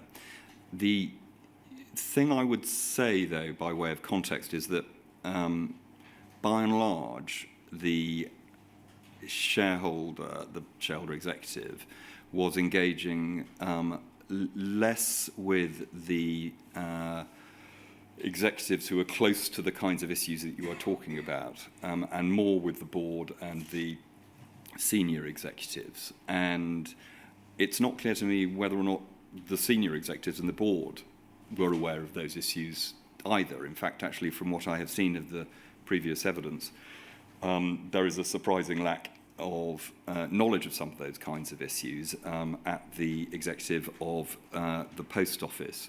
And I think in those circumstances, where the communication breakdown actually occurs is an interesting question. That document can come down now, thank you. Is it right that the IT risk, that is the risk of errors in Horizon, and the prosecution risk were two distinct risks, neither of which were identified or socialised in the relevant risk registers from the Post Office Limited level upwards? Yes, from what I have seen. As a matter of principle, should all risks on the Post Office Limited risk register also be identified as risks on the Shecs risk register? Not as a matter of principle, no. I think the matter of principle should be that all risks on the Post Office risk register should be looked at and considered, and a conscious decision should be taken by sufficiently senior people as to whether or not they should go on to the shareholder executive risk register. it is possible, isn't it, that something might be identified as a risk by SHECS which is not on the poll risk register? It is, yes. Could we have on screen, please, UKGI 6062? This is the submission I referred to earlier, prepared by Mike Whitehead in advance of Edward Davies' meeting with Alan Bates. It is dated the 5th of October 2010, and you address this at paragraph 87 of your statement if you wish to refer to it. Mike Whitehead was a member of the SHECS poll shareholder team, is that right? That is correct. He came from the policy side. And that poll team, you say in your statement, had 5 to 6 members and was headed up by a director. That was your description at paragraph 57. Yes, the Royal Mail and Post Office team was headed up by a director. Underneath that director, there were 2 deputy directors, one for the Royal Mail and one for the Post Office. I see. The deputy director headed up the 5 to 6 individuals in the team. Correct. Accepting that you do not think you saw this submission at the time, I'd like to look, please, at some of the issues that were being raised in it. First, under the heading Purpose, there is this: rescheduled meeting with Alan Bates, JFSA, on Thursday the 7th of October, at his request to discuss the JFSA's claims that endemic flaws in the Post Office Limited's Horizon system have resulted in a number of sub-postmasters having their contracts wrongly terminated by Post Office Limited and in many cases prosecuted for false accounting. Then, under background to the meeting, Mr. Bates has written twice requesting a meeting with you. In response to his first letter of the 20th of May, the request was declined on the grounds that the issues raised were operational and contractual matters for Post Office Limited. His second, more confrontational letter of the 8th of July was followed by reports that Channel 4 were planning to run a news item on the JFSA campaign. We then recommended offering a meeting in response to this second request for presentational reasons against the background of potential publicity, Channel 4 news item, playing heavily on government minister refusing to meet victims of government-owned Post Office Horizon IT system, which has systemic faults resulting in wrongful accusations of theft, false accounting. The JFSA has also mounted a substantial lobbying campaign with MPs, and several named individuals there have written to you or tabled PQs on behalf of constituents who are members of the JFSA. Our objectives underneath: tactically, we would advise that you seek to establish at a very early stage whether legal action against Post Office Limited is imminent, planned. If so, it would be prudent to adopt a sub judice approach in the comments you make. And then some bullet points. Emphasise that the issues raised by the JFSA are operational and contractual matters for Post Office Limited. Make clear that as the shareholder, government has an arm's length relationship with the company and does not have any role in its day-to-day operations. Establish whether, as reported, the JFSA is committed, planning to initiate legal action against Post Office Limited.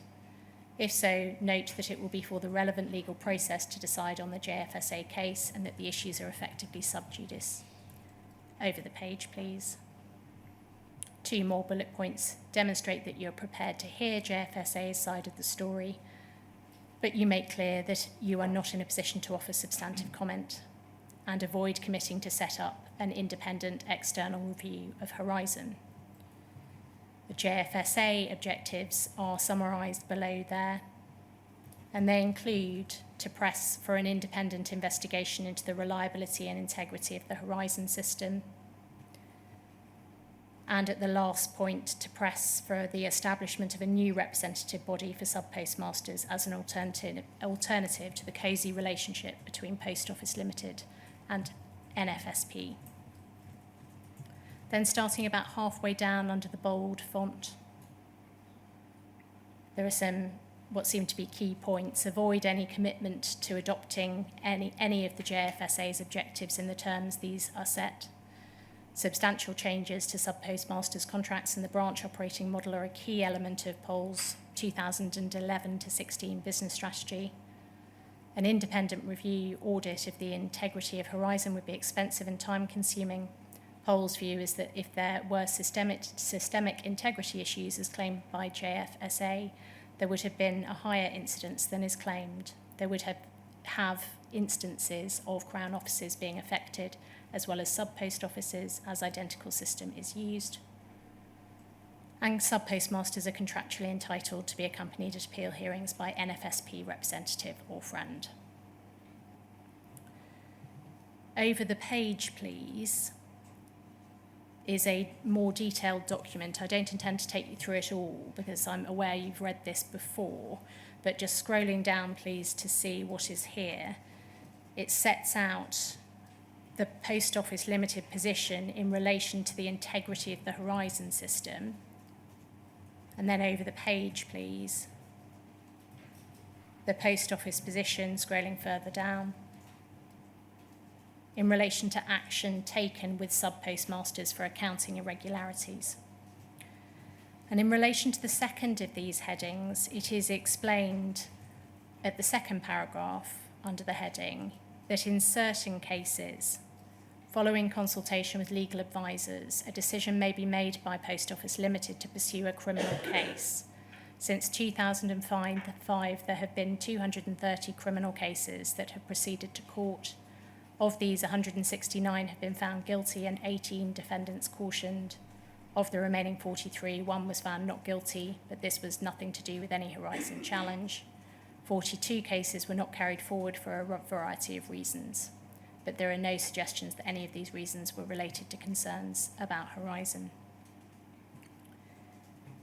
Setting aside for a moment the question of the advice which was given to Edward Davey by Mike Whitehead, would you agree that this document shows that by at least October 2010, Shecs and the Minister were aware of allegations that there were endemic flaws and systemic faults in Horizon, and that hundreds of people had been prosecuted based on Horizon data?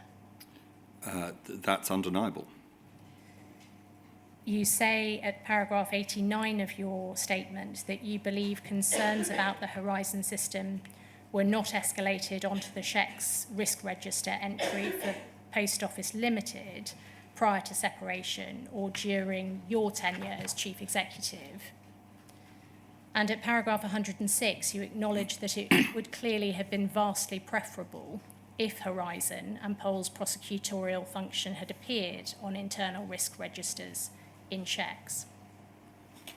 Looking at this document, which was from Mike Whitehead, shouldn't the Shecs officials involved in the production of this submission have immediately identified, first, the risk of there being endemic flaws and systemic faults in Horizon, and second, the risk of there being unsafe convictions and other wrongful action taken against individuals based on unreliable Horizon data? I think it is absolutely undeniable that this whole situation should have been on shareholder executives' risk register, just as it should have been on the Post Office's risk register, just as it should have been on the Royal Mail's risk register. And I should say that I think if it had been on those two companies' risk registers, that would have made it vastly more likely that it would have appeared on the shareholder executives' risk register as well. I can't answer for colleagues' state of mind or exact thinking from this period of time. I wasn't copied in on this particular document. I fear I probably have to repeat what I said earlier on, which is that I would speculate that in the face of the very forceful and detailed denials from the Post Office, supported by the sub-postmasters trade union, although I accept that the JFSP made it clear in this document that they didn't particularly trust their trade union. There had been a meeting with the minister. Questions had been asked later by Mike Whitehead, specifically of the post office, about a month after this, I think, again, going very much to the concerns that Mr. Bates was raising. I mean, I think in those circumstances, clearly the decision was taken that it did not warrant escalation, and that was wrong. But I speculate here because I didn't write this submission and I didn't see it. Indeed, but these were officials who were at Shecs when you were chief executive. So they certainly were. In terms of how you would expect those operating under you to behave, would you not have expected both a recognition of the risks and escalation of those risks? I very much wish that it had been escalated. I am not resiling from that position at all. The point I'm trying to make is that in the context of the time, I can just about see how a decision might have been taken not to escalate. And to be clear, it was escalated to the minister. Yes. And subsequent ministers, all of whom met Mr. Bates. There is in place, though, as you set out in some detail in your statement, and we have heard some information about from others, of identification and management of risk, which relies on things being recorded so that they can be considered by, for example, the Shecs Executive Committee or the Shecs Board. Yeah. So it is important, isn't it, notwithstanding that things that should be considered by the Executive Committee and the Board are raised, notwithstanding that there might be a separate line of reporting to the department. Yes, indeed. And I'm very clear in my witness statement that they should have been put on the risk register. But I'll repeat, they should have been on the Post Office risk register, and they should have been on the Royal Mail risk register as well.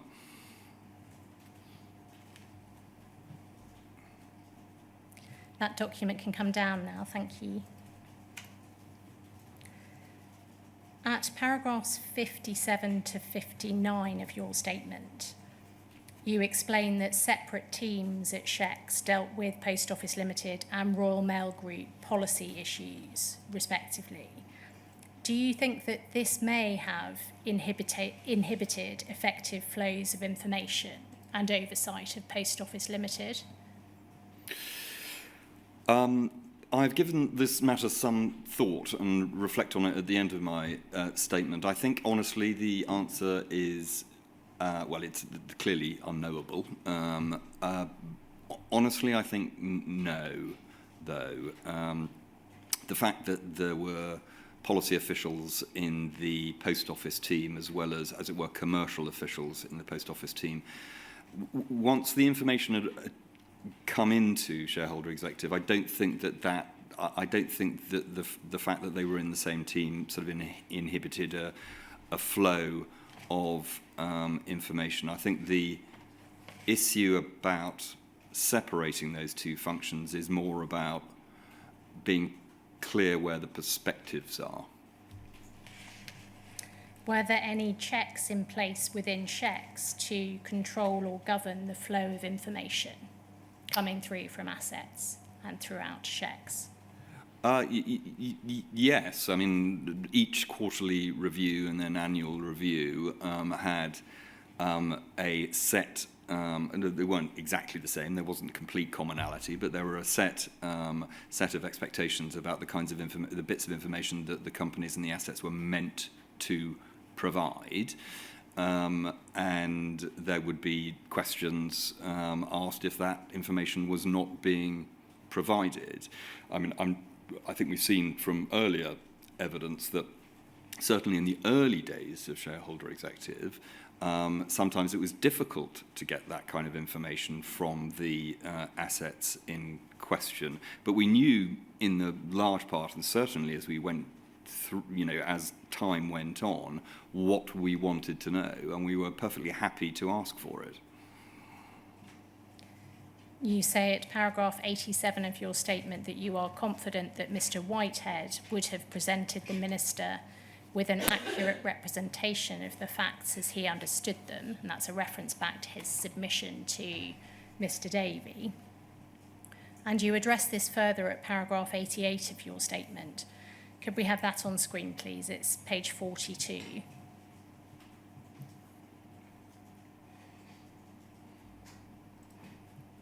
And here you say this: I do not know what steps Mike took to obtain and interrogate information provided by Post Office Limited to him, though he seems to have asked the main sub-postmasters trade union, the National Federation of Sub-Postmasters, about it, and had been told that their view that there should be no lack of confidence in the Horizon system. Mike was in regular contact with the NFSP, and so it would not surprise me if he had spoken to them about Horizon. He was not, nor could he have been expected to be, an expert on Post Office Limited's IT system. Any official in his position would have been entitled to expect Post Office Limited to provide a truthful answer to the questions posed about Horizon. There had to be a degree of trust between Shex and those who had been appointed to the job of running an ALB. Dealing first with the reliance placed on the National Federation of Sub-Postmasters' position on the issues, were you aware at the time you were Chief Executive that the JFSA considered that the National Federation of Sub-Postmasters had a cosy relationship with Post Office Limited? That was one of the bullet points that we just looked at. No, it wasn't. Should that fact that the JFSA considered there to be a cosy relationship between the NFSP and Post Office Limited not have made Mr. Whitehead and the Pole shareholder team more wary of reliance upon the NFSP position? I'm not sure that you can infer that they were reliant on the NFSP position. I think that it's much more relevant that on the 10th of, I think it's the 10th of November, this was in the Rule 10 material, 4th of November 2010, which was subsequent to the JFSA meeting with Edward Davey. Mike had clearly a long conversation with the Post Office, covering matters such as whether or not the contract had changed, the lack of audit trail, whether or not Pol can access the system remotely, frequency of software updates, and it goes on and on. I mean, these are all of the issues which Mr. Bates had raised a few weeks before and had received answers which he was entitled, detailed answers and forceful answers, which he was entitled to rely on. I think that the fact that the National Federation of Sub-Postmasters were, as it were, rowing in behind that position would have been a factor, but it would have not been as much of a factor as the very long conversation, by the sounds of things, that he had in November with the Post Office itself. I see. I'm simply taking from your statement the suggestion that this was another source of information that Mr. Whitehead might have used to probe the Pole position. That is perfect. I don't know. It is perfectly possible that he did, and maybe he did have in mind the fact that, I mean, it was him who wrote that there was a cosy relationship. So I don't know exactly with the cast of mind that he brought to that conversation, I'm afraid. My question is whether, given that he's recorded the NFSP position in his submission and recorded that there is a view that there is this cosy relationship, that should in some way have made Mr. Whitehead slightly more wary of finding that reassuring. Indeed. That is a perfectly reasonable position to take, and as far as I know, that may as well have been the position that Mike did take. I don't know. In general terms, did Shex seek assurances before placing reliance on information provided to it by assets? No. we didn't, because that would have been an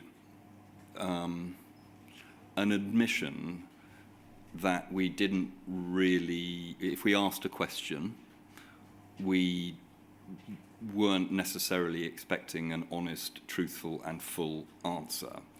And we did not operate along those lines. The Shareholder Executive Handbook, the Shareholder Executive Annual Guidance, the framework agreements, the chairman's letters, all made it absolutely clear that we expected full and frank, honest, well-founded, detailed responses to questions that we might be asking.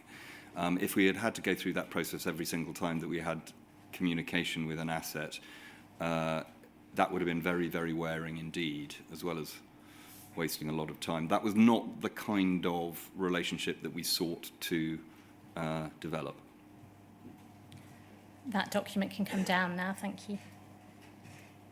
It may follow from your last answer, but was it part of the role of SHECS officials to interrogate information provided by the Post Office to SHECS, or query any gaps in information provided before conveying it to ministers? Certainly.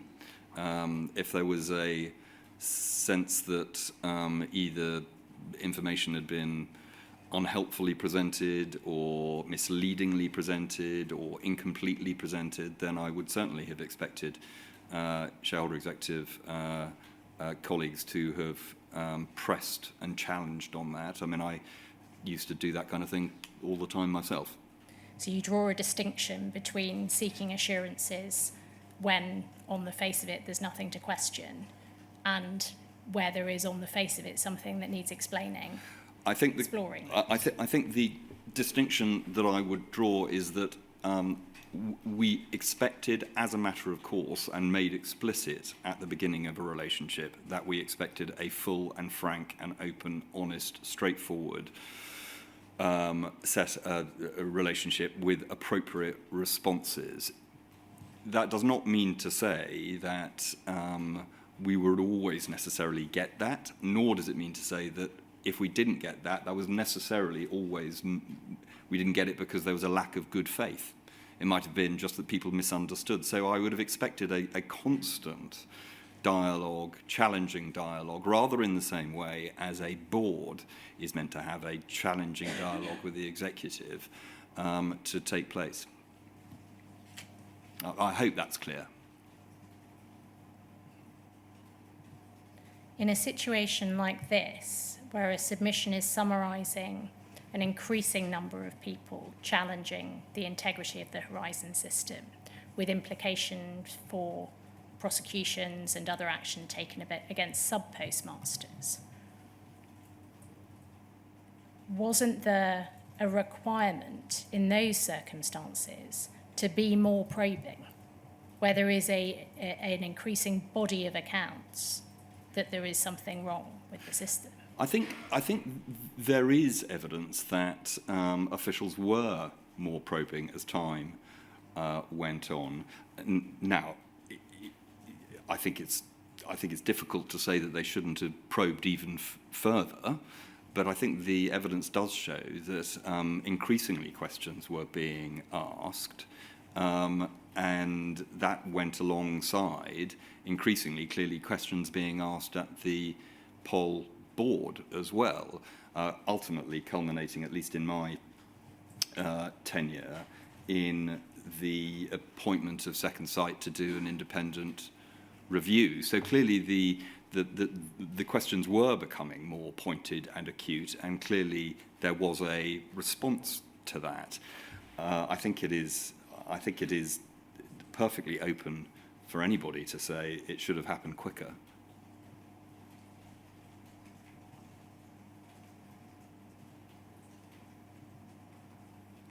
Do you agree that the risks posed by errors in the Horizon system and action against sub-postmasters, including prosecutions, were not simply operational issues that should have been left to Post Office Limited?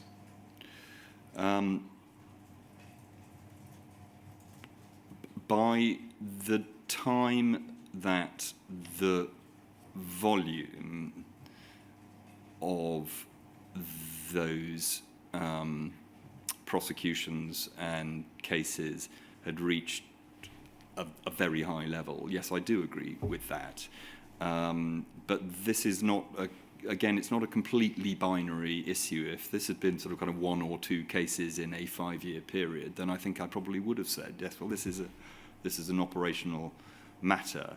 It's catching this when it became clear that there was a systemic problem should have been done earlier. We've seen in the submission these issues being described as operational and contractual issues, and the first position being that the Minister wouldn't meet with Alan Bates for that reason. Given what you've just said, do you consider that the issues were incorrectly presented to the Minister as being for Post Office Limited, as operational and contractual? I find that a difficult question to answer because I don't know what... going back to the point about the volume, I don't know what was the understanding of the volume of those cases known to the officials at the time. Well, we saw the numbers, didn't we, of prosecutions that were relevant to the question of challenges to the integrity of Horizon, in the several hundreds. Yes, and you're saying that as a result of that, that becomes sort of kind of more than merely operational. Well, my question is, in circumstances where, if they were right, if those challenging the integrity of the Horizon system were right, that there were systemic and endemic problems with the system, that was the number of prosecutions which might have been affected by it, brought in reliance on Horizon data.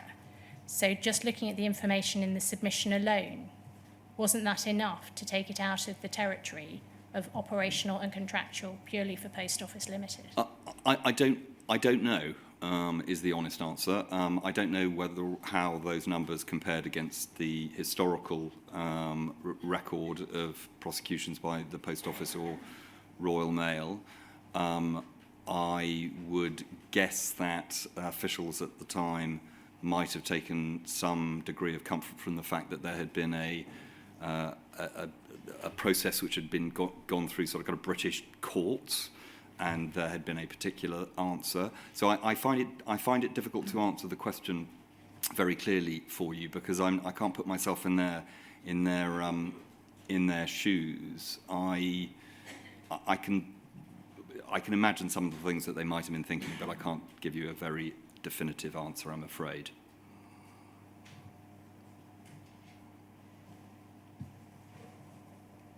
Could we have on screen, please, paragraph 61 of Sir Stephen's statement? It's page 30, please.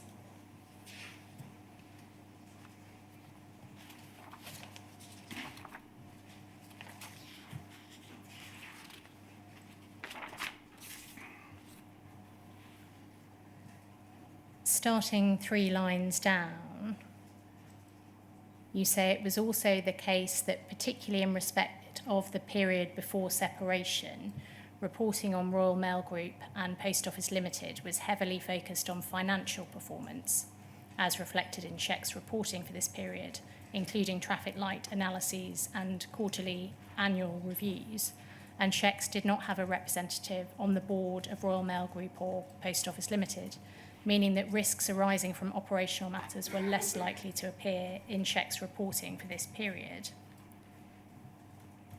Was achieving financial profitability the foremost aim of Sheck's for Royal Mail Group and by extension Post Office Limited in this period to which you refer?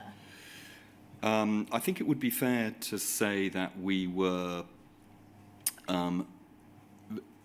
very heavily focused on not so much achieving profitability, but whether or not the Royal Mail itself was sustainable at all as a business. We had, as I mentioned before, an enormous pension fund deficit, which could have sunk the company. There was huge industrial change associated with e-substitution going on. There was very, very considerable industrial unrest. So it wasn't so much achieving profitability. It was more about ensuring that the Royal Mail Group continued to survive. Did that mean that we were focused on those kinds of metrics at that time? Yes, it did mean that. And we wouldn't have had, as you pointed out in this bit of the evidence, we wouldn't have had as it were, an organic sense of the operations of some of these things, because we weren't so close to the business by sitting on the board or whatever that we would have picked that up in a normal course of events. I mean, this is a very stressed period indeed in the history of Royal Mail Group, which is why the Hooper Review had to be written, and all of the very significant changes that flowed from that were ultimately taken. The statement can come down now, thank you. Your time as Chief Executive of Shecs finished not long after the separation of Post Office Limited and the privatisation of Royal Mail Group. Do you agree that separation and privatisation was a top policy priority for the Department of Business, Innovation and Skills? It was an important. It was an important priority. I mean, there were a number of key conclusions that the Hooper Review came to, of which that was one. There were others. He recommended that the existing regulator was abolished and the duties were taken on by Ofcom. He recommended that the pension fund was absorbed into the public finances. And he recommended that the Royal Mail, in that situation, separated from the Post Office, was privatised, and that required a change in the law, and we had to take primary legislation through. We did all of those things. They were all extremely difficult, as it turns out, but we did all of those things. One of them was certainly the separation of the Royal Mail Group from the Post Office. Miss Price, can you hear me? Yes, sir. I've lost the screen. I can't see what's going on at the moment. Sir, we'll investigate that if you just give us a moment. I can hear perfectly, but I can't see.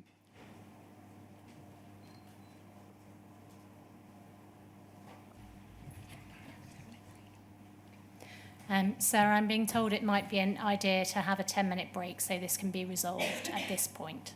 All right, that's fine. I'll remain near the screen so that you can let me know what's happening if necessary, all right? Yes, sir. Thank you.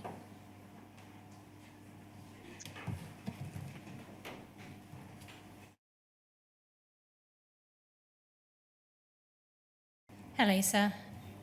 Hello. Can you still see and hear us? Yes, I can. Thank you very much. Is my microphone working now? Yes. Okay. I think we really are now ready to continue. Right. Very good. So, Stephen, we were just talking about the plans for separation and privatisation, and I had asked you, first of all, about the priority of that for the department. In terms of Shecs's priorities, were readying Post Office Limited for separation and readying Royal Mail Group for privatisation important priorities for Shecs? Yes, they were.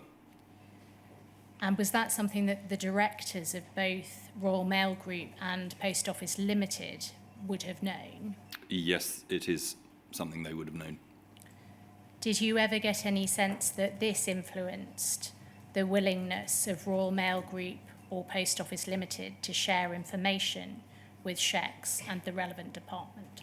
I did not get that feeling at all, no.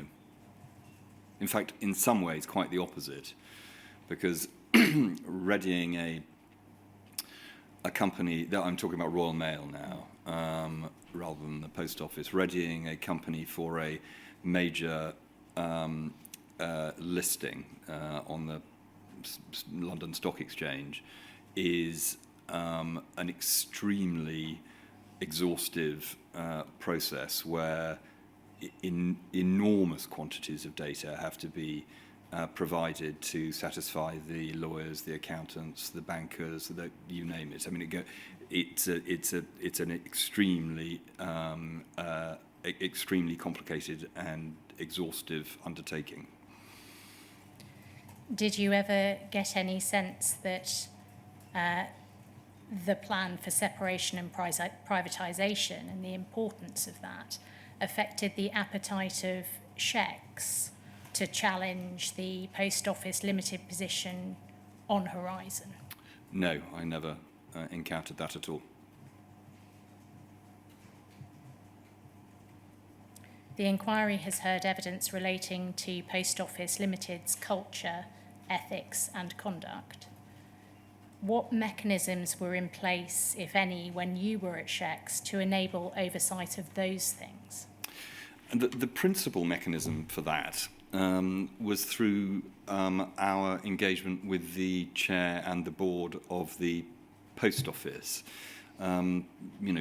British UK corporate governance is ultimately in the hands of, for these kinds of things, in the hands of the board. So our role, in order to make an influence on, or have an influence on the culture of the Post Office, would have been to make sure that it had the right kind of board that would be able to drive that through and executive that would be able to drive that through the organisation in time. We wouldn't have sought or been able to influence the culture of an organisation of that size ourselves in any other way.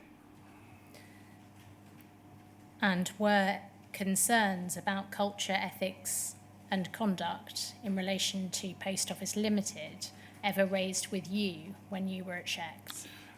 No, they weren't. I don't recall them anyway. I'd like to come, please, to the pushback that you say there was by Post Office Limited to having a shareholder non-executive director on the Post Office Limited board.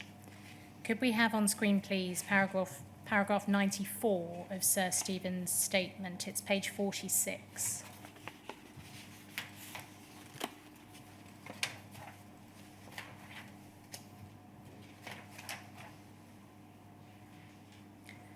And you say here, the appointment of a shareholder, Ned, was met with resistance from the new chair, despite what Anthony understood to be RMG's agreement.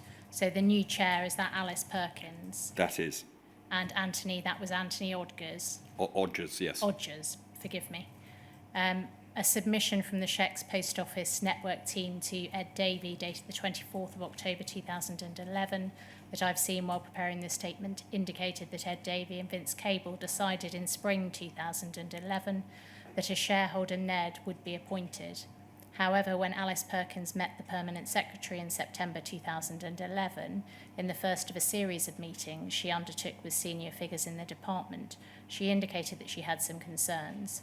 These are the ones that you were referring to earlier, I think. That's right. First, that Sheikhs joining the board was inconsistent with the policy of future mutualisation, where the relationship between Post Office Limited and government would be purely contractual. Second, that it would in some way prevent government insulation from the impact of operational decisions. And third, that one board member had indicated that they would be reluctant to serve on a board where a Sheikhs appointee was also a director.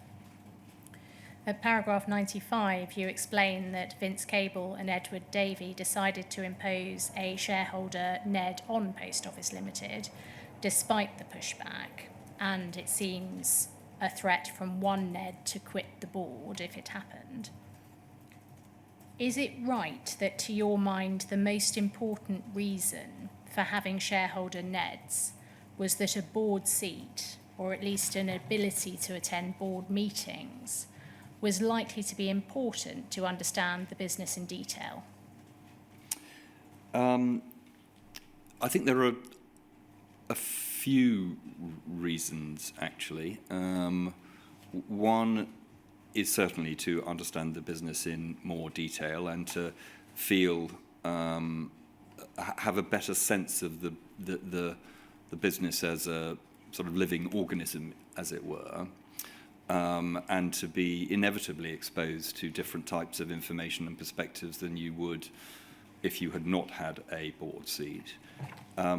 Another crucial element of it, and this goes to the slightly dual-hatted nature of a shareholder non-executive representative, is to make sure that the board, in a very immediate way and in a sort of formal way, is aware of the 100% shareholders' views and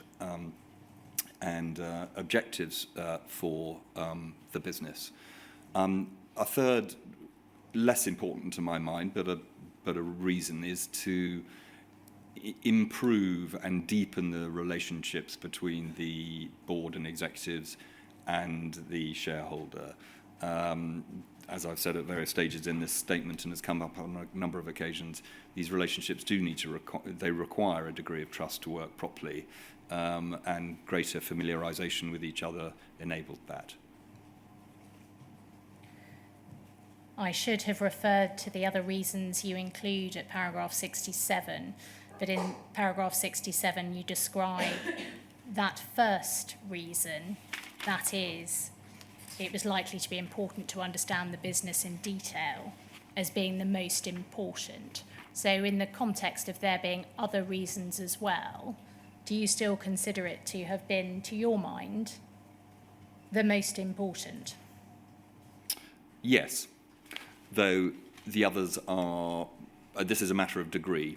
In particular, the transmission of government objectives in a clear and straightforward fashion is, very nearly as important.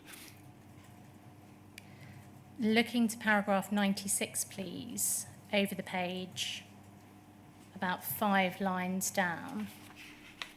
You say Susanna Story was subsequently appointed, but as I understand it, following discussion with the board, she did not share board papers with the SHEC's poll team out of concern that this would create a conflict of interest or otherwise undermine the independence of board discussions. I do not recall being aware of this arrangement at the time when I was chief executive. Do you agree that an inability to share board papers undermines a key purpose of the shareholder NED role, i.e. the transmission of potentially important information back to government? I don't think it's helpful, and I note that that particular prohibition was lifted in due course, and I think it's right that it was lifted. Whether or not in practice at the time when the prohibition was in place it prevented proper conversations between the shareholder team and Susanna about the board discussions, I rather doubt. And my understanding is that Susanna arranged specific meetings so that she could inform the team as to the basic substance of the discussions. I think that's unfortunate that she had to do that. I think it would have been easier if the board papers had been made capable of being made available to the team, but it was what it was. And I think clearly people were feeling their way. This is one of the very first board seats that shareholder executive had taken, which is now pretty common practice, frankly, and I think people were feeling their way, and maybe this was a compromise that was felt needed to be made. I was going to ask you, Sir Stephen, was the attitude taken by the Post Office Board to having a non-executive director who was a member of SHEX unusual? But I think you've answered it by saying that this was one of the first boards in which that situation arose. Have I got that correctly? You have absolutely got that correct, Sir Wynne.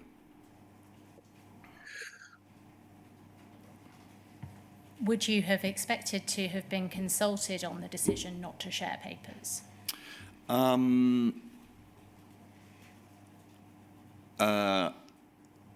Would I have been expected? I would have liked to have been consulted. Expected is probably putting it too strongly. Would you have agreed with the prohibition had you been aware of it? I would have wanted to have had a conversation about it if I had been told, look, this is new territory for us. They're very, very unhappy about it. It's not going to make a massive practical difference. Let's go with it in the interests of making sure that we get off on the right foot rather than the wrong foot. I would have probably gone along with that. There would have been other conversations in different circumstances, but if that was the situation, I would have probably gone along with that. Had you been aware, would you have considered that ministers should have been informed of that?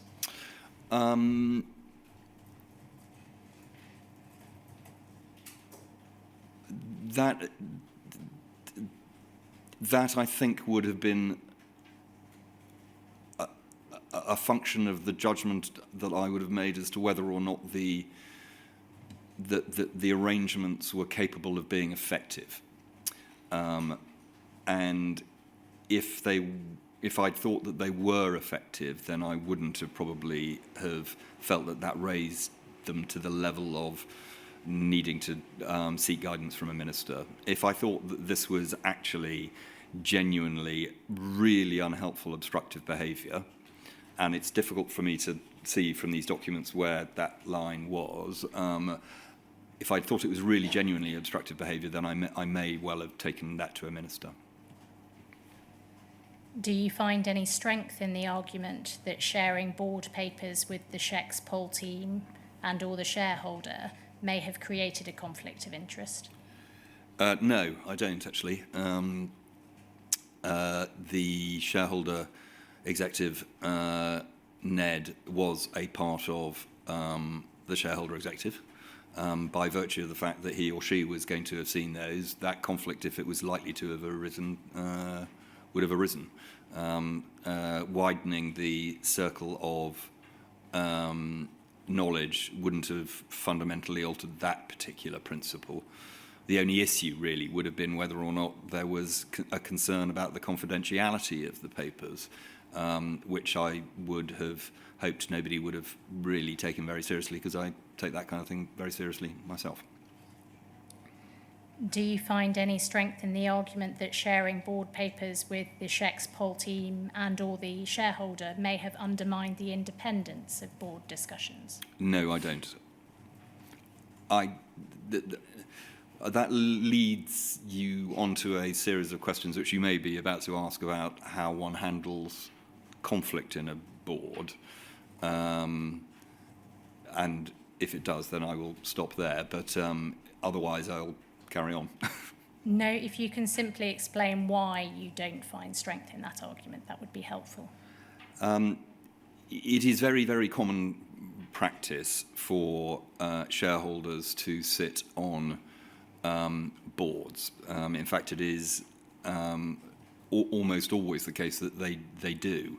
When I sat on the board of the Olympics, LOCOG, for the government, I was the government's representative. Effectively, the shareholders of the Olympics were the government, who's paying all the money, the mayor, in whose town it was happening, and the British Olympic Association. Each one of those entities had the right to put a board member on LOCOG's board, and I was the government's representative. It is certainly the case that on occasion you will find that in those kinds of situations there are conversations or discussions which could potentially represent a conflict of interest.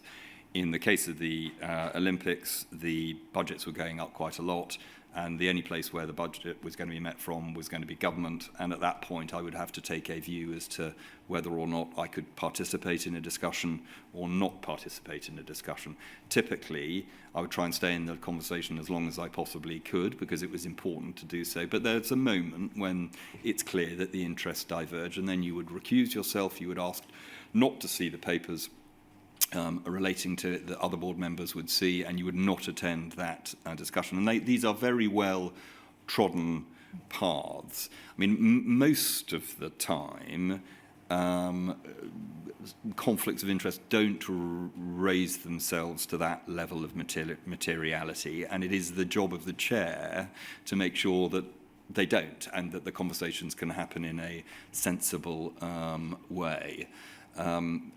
But as I say, these are not complex mechanisms. They're not uncommon mechanisms, and I remain very much of the view that it is much better for the government to have shareholder representatives on the boards of companies like this that they own. Moving, please, to the mechanisms which were in place to ensure that adequate information about Post Office Limited was provided to ministers. You explain in your statement that one method for keeping ministers informed about Post Office Limited was submissions and meetings. What other mechanisms were there? And in particular, when you were Chief Executive of SHEX, what went to ministers by way of risk registers and quarterly or annual reviews relating to Post Office Limited? Well, the two principal mechanisms for communicating with ministers certainly were submissions and meetings. The job of a civil servant is quite often to hang around the door of the relevant minister and try and apprise him or her of a particular situation and what kind of line they would like to take with it, and maybe doesn't rise to the level of importance that it needs a submission, or possibly it might say, well, the minister might say, send me a submission on that, please, and then you would do so. Obviously, conversations on the telephone, not text, because that sort of kind of thing didn't really exist sort of back in the day. But there were lots and lots of conversations, both formal and informal, by which information could be distributed and socialised. Sorry, the second part of your question was? In addition to those submissions and meetings, the Chair would like to understand what in the relevant documents assessing risk and the annual reviews and quarterly reviews, what would have made its way to ministers from those documents? And how? I don't remember precisely. It would have been unlikely, I think, that the quarterly traffic lights reviews or general reviews would have made their way to ministers. The annual reviews, I think, did. The ministers had to sign off annual report. And of course, I can't remember exactly when it was, but there was a minister ultimately specifically given responsibility for shareholder executive itself. And that minister would have spent a good deal of time thinking about not the assets within shareholder executive, but the running of shareholder executive and the information that we were using to organise the business. So there would have been a range of things, but exactly which of the various risk registers, traffic light reviews and so on, I'm afraid I don't fully recall. Do you think that the mechanisms that there were adequate to keep the department appraised of key operational and contractual matters which might be relevant at policy level? I think it's impossible to say against the background of this disaster that they were fully adequate. They were certainly better than they were when the shareholder executive was established, and they are no doubt better today than they were when I was running it. But I think it's impossible to say that they were fully adequate, because if they had been fully adequate, this dreadful situation would have been raised much, much more quickly, and I hope would have been dealt with much greater expedition. After April 2012, when Susanna Story started as the first shareholder, Ned, on the Post Office Limited board, was there any mechanism for matters being fed back to the department directly via the shareholder, Ned? Yes, I think Susanna, this is very much towards the end of my time at Shareholder Executive, so my knowledge is perhaps less reliable than others would be, but I know that Susanna met with the shareholder team very regularly to make sure that the information that she thought was important was being fed back into the shareholder team. Coming finally, please, to your reflections provided towards the end of your statement to the inquiry, could we have on screen, please, paragraph 111 of Sir Stephen's statement? That's page 55.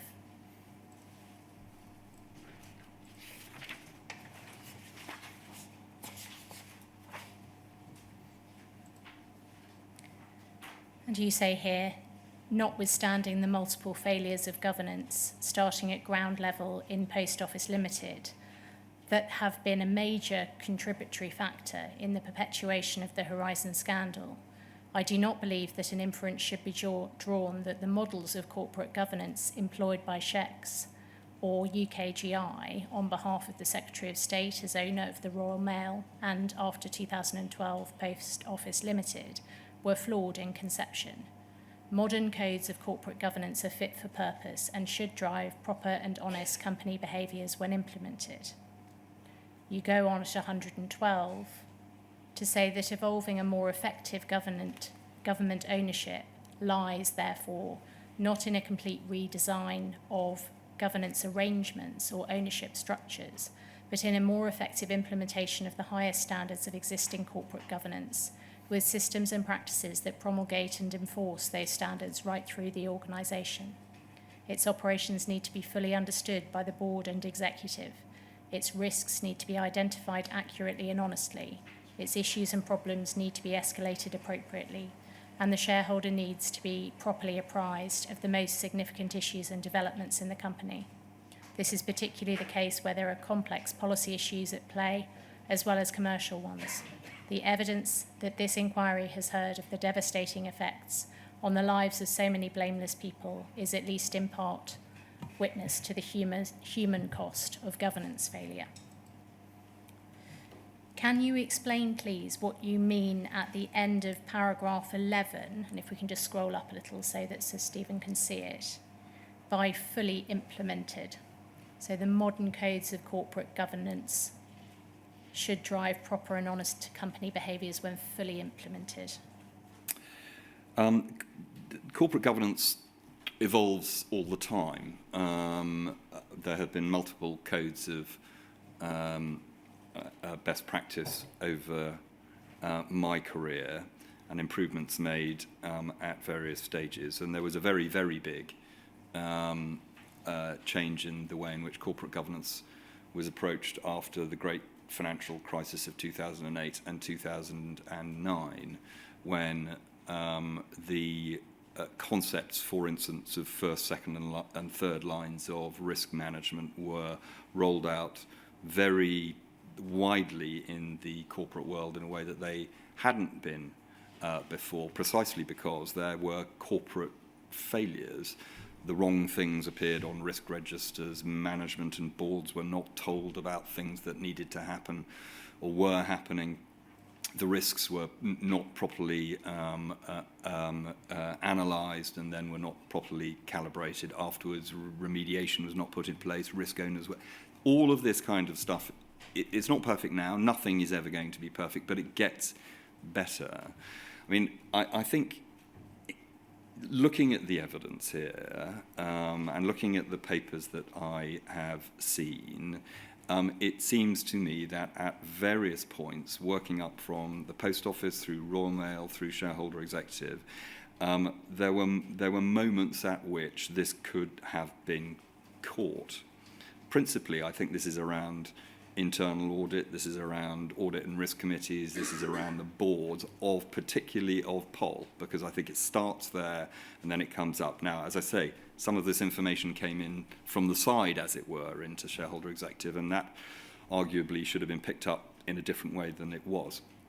But it really starts with implementing fully the best practice of corporate governance as it has evolved. And I think if that had been done in this case, we would have hopefully had a different outcome. Do you consider that the governance framework of Post Office Limited was fit for purpose and drove proper and honest company behaviours? On the surface, it looked, certainly at the time of the separation, there was a specific attempt to bring the board and the governance of Post Office up to the standards of an independent large organisation with proper corporate governance, the appropriate number of independent non-executives, the appropriate number of NEDs, the right balance of experience on the board, the apparatus of board committees. All of those things were improved at the time of separation. I think by inference you can say that those things were not in place before separation, and I'm afraid I don't know the details of whether or not they had a risk committee which looked at things in the appropriate detail. I'm not sure about the nature of their or the effectiveness of their internal audit process. All of these things, however, go to and should have picked up on the problems that we have here. So I suspect that there are things to look at. You refer in paragraph 112 to systems and practices implementing the highest standards of existing corporate governance. How do you suggest those systems and practices should be enforced? The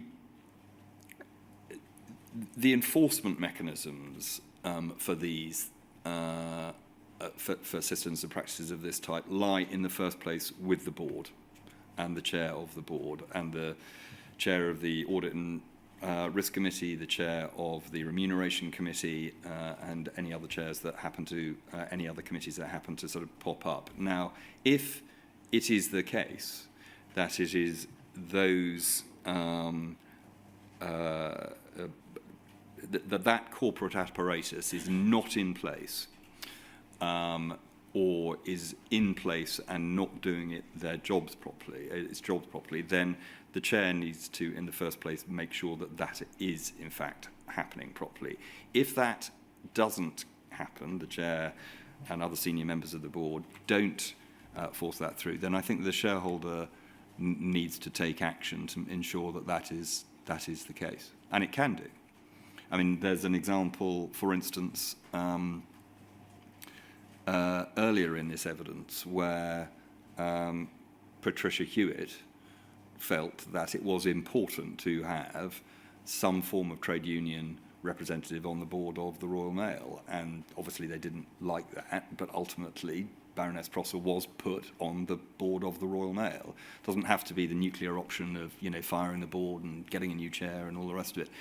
There is considerable authority just invested in being the minister in charge. The lines of communication and accountability in between Post Office Limited itself and the government shareholder at the top were, it might be said, complex and multi-layered. Did those arrangements run the risk that responsible people, so across government, civil servants, RMG, POL boards, and the POL senior team, would act on the basis that someone else would or should or could grip problems? There's an argument that the fact that there was an intervening parent in the form of the Royal Mail Group between the Post Office and government did complicate matters. As I say in my statement, there was another actually bigger subsidiary, certainly in financial terms, bigger subsidiary, where we didn't have any kind of direct relationship with it at all because we worked entirely through the Royal Mail Group. I think that there was a good degree of oversight of the Post Office, given that it was a subsidiary. But whether or not the complications that you allude to made it more difficult to pick up this problem is a possibility. I think it is a possibility. Certainly, I think it became easier when the Post Office had been separated and there was a singular solo direct line from Post Office to government. Scrolling down, please, just to the bottom of 112, the devastating effects of governance failures. Are these due to the inadequacies of individuals, or is it the governance systems which don't make sufficient demands of individuals to ensure appropriate behaviour?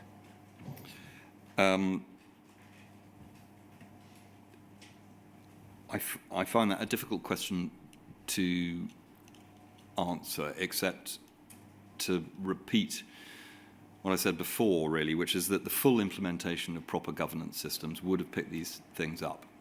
And picking these things up would have made their resolution quicker and more equitable.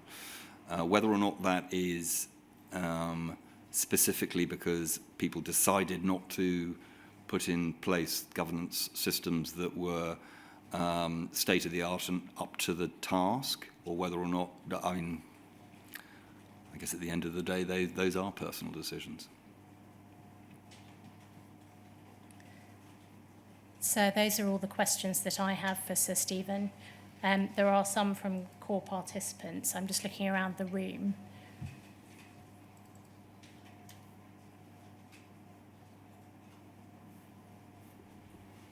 I think two sets of core participants have questions. Is it Mr. Henry asking on behalf of the HJA team? And then I think we have Ms. Patrick. All right, thank you. Thank you, sir.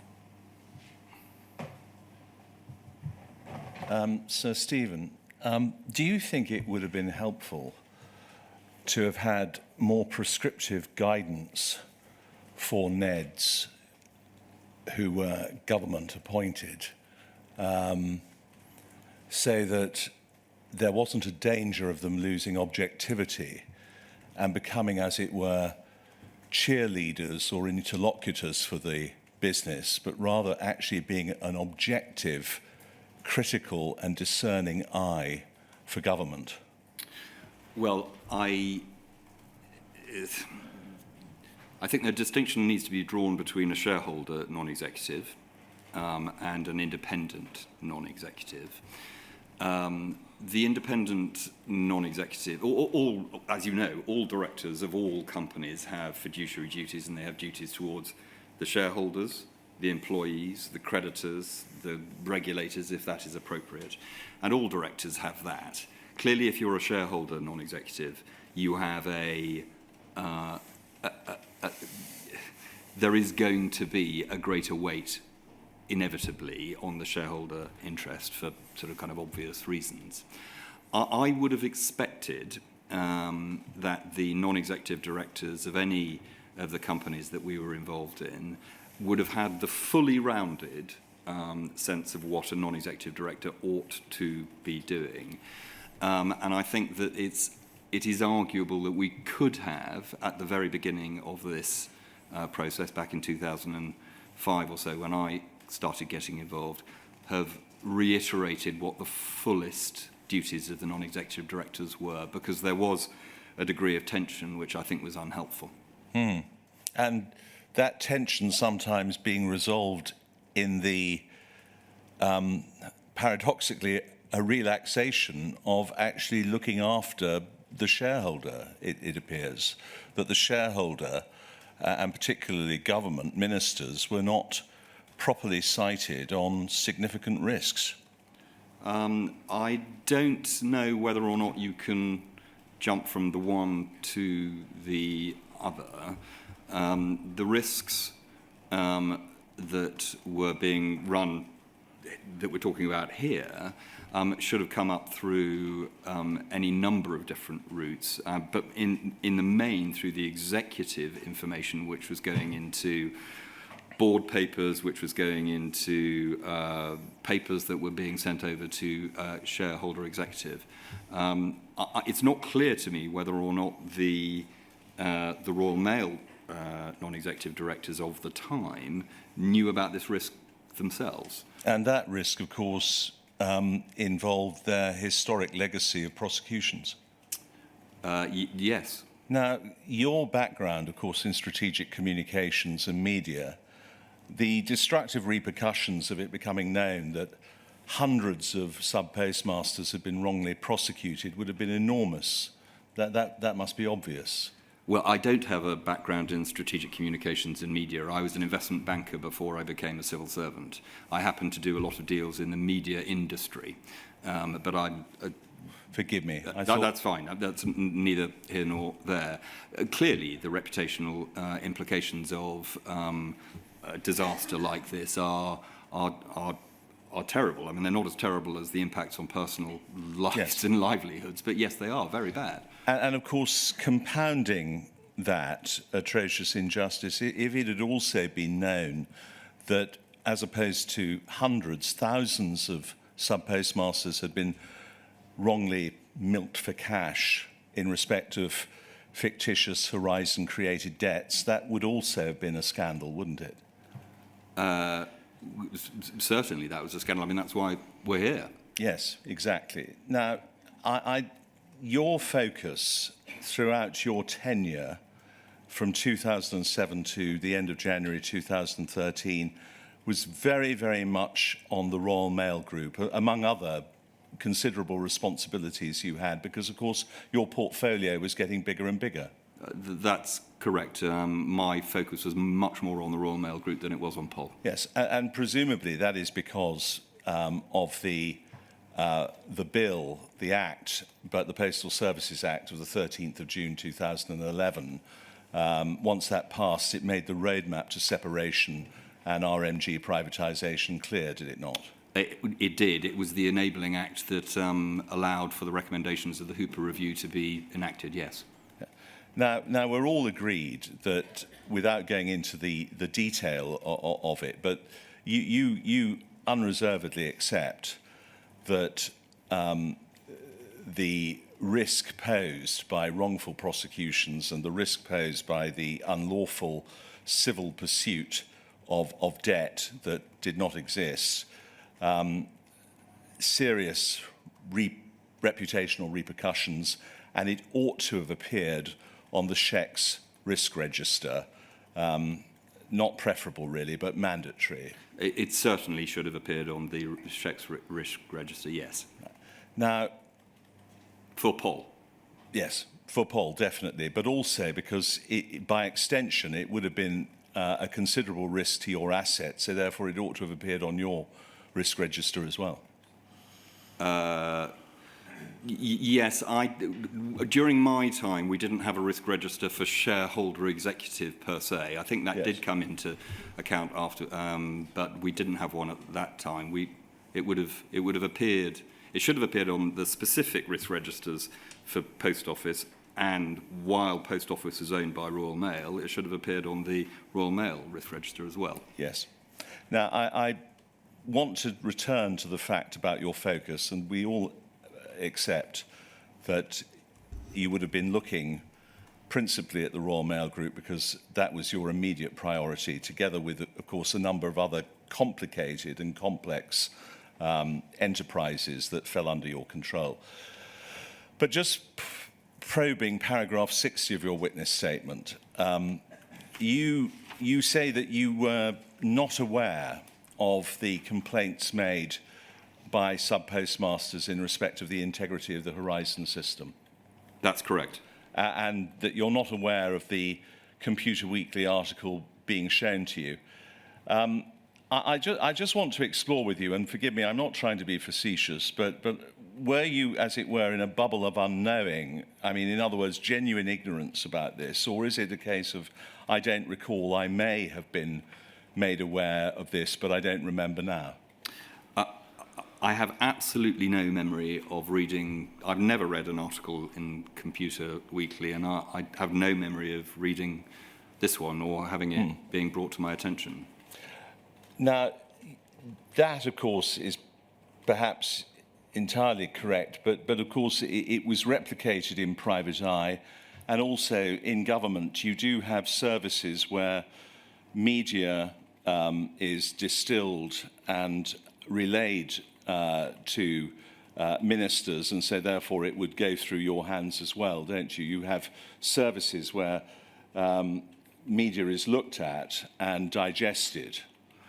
There are services such as that. I didn't use them particularly at all. I see. So, again, and this is probably inadvertence, but I have a list in front of me of the articles in Computer Weekly that occurred during your watch. There were 10 of them. The May 2009 one entitled Bankruptcy, Prosecution and Disrupted Livelihoods, Postmasters Tell Their Story, the one that you've actually specifically referred to in paragraph 60.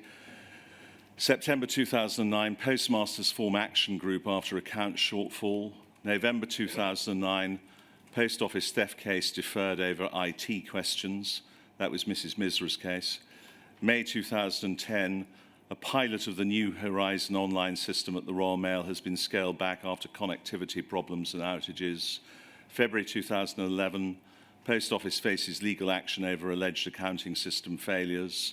October 2011, 85 sub-postmasters seek legal support in claims against Post Office computer system. That was obviously another one. So October 2011. One in June 2012, Post Office launches external review of system at Centre of Legal Disputes. And then 3 in January of 2013, Post Office admits Horizon system needs more investigation. Post Office announces amnesty for Horizon evidence. And Post Office wants to get to the bottom of IT system allegations. So Stephen, I mean, none of these impacted you? I'm afraid I have no knowledge of any of those at all. By the same token, I, don't read publications which are to do with the nuclear decommissioning industry or, the data industry. I'm afraid the Computer Weekly articles completely passed me by and they were not drawn to my attention. But what about the media? I mean, for example, the Channel 4 and also the fact that the MPs were beginning to agitate for affected sub-postmasters in their constituencies. All of this was going on in tandem or in parallel. Was none of this permeating your office? Wasn't permeating my office. It clearly did permeate the shareholder executive, and there is plenty of evidence in the bundles that everybody has seen that people are referring to the Computer Weekly articles, the BBC programmes, the Channel 4 programmes, and so on. But it was being dealt with in the way in which it was being dealt with. It didn't come to me. Right. I mean, leaving your position aside and now concentrating, and you did refer to this in passing during your evidence, the inquiry has heard from Sir Mike Hodgkinson, Alan Leighton, Alan Cook, Adam Crozier, and to a greater or lesser degree, all have claimed ignorance of the prosecutions and the wrongful convictions being secured by Royal Mail Group lawyers. You've said that you don't wish to speak on behalf of other people's knowledge, but and that is an extraordinary state of affairs, is it not? Well, when responding to the counsel for the inquiry's final questions, she asked me about my final observations, and I am clear that there are multiple failures of corporate governance, which have, there may be other reasons for this as well, and it will be for the inquiry to decide what those are, but certainly corporate governance is part of the question here. I mean, the question arises is that was the government, the shareholder in other words, unable to appoint directors capable of gripping the issues, or is it conceivable that those appointed by government chose to disregard the marginalised SPMs as being unworthy of interest because they didn't fit the narrative? You see the distinction there? First, the non-executive directors were not appointed by government. Certainly at the beginning of my tenure, the Royal Mail non-executive directors were appointed effectively by the chair. And the chair was appointed by government. I think any right-thinking person would be horrified by the types of stories that have come to light in the last few years, and I would hope that would be the case for those individuals as well. But what was going through their mind at the time, I'm afraid I'm just not in a position to be able to answer you on. Well, returning to you, sir, and I don't need to take you to the document, but Mr. Patrick O'Sullivan was questioned about UKGI 000-16739, the minutes of a shareholder executive board meeting from the 13th of March 2013, and various risks relating to the RMG flotation were discussed, but nowhere at all did the SHEX board recognise the risk that Horizon prosecutions were or may have been to that flotation. There's a complete absence. It just appeared not to have occurred to them at all. Well, I think, if I may, I think there are two parts to a response to that. One is clearly that knowledge of the problems was partial, incomplete, and not sufficiently escalated. And I think we spent a lot of time talking about that this afternoon, and I have no problem in admitting that. I mean, if it had been, however, I would have been surprised if the plight of the sub-postmasters would have had any effect whatsoever on the IPO of the Royal Mail. By then, the liabilities would have been resting with the Post Office, and the prospectus for the Royal Mail flotation would have been crawled over in unbelievable detail by Slaughter and May and various other corporate lawyers. And if they had felt that there was a liability there, contingent or otherwise, it would have had to have been put into the risk factors.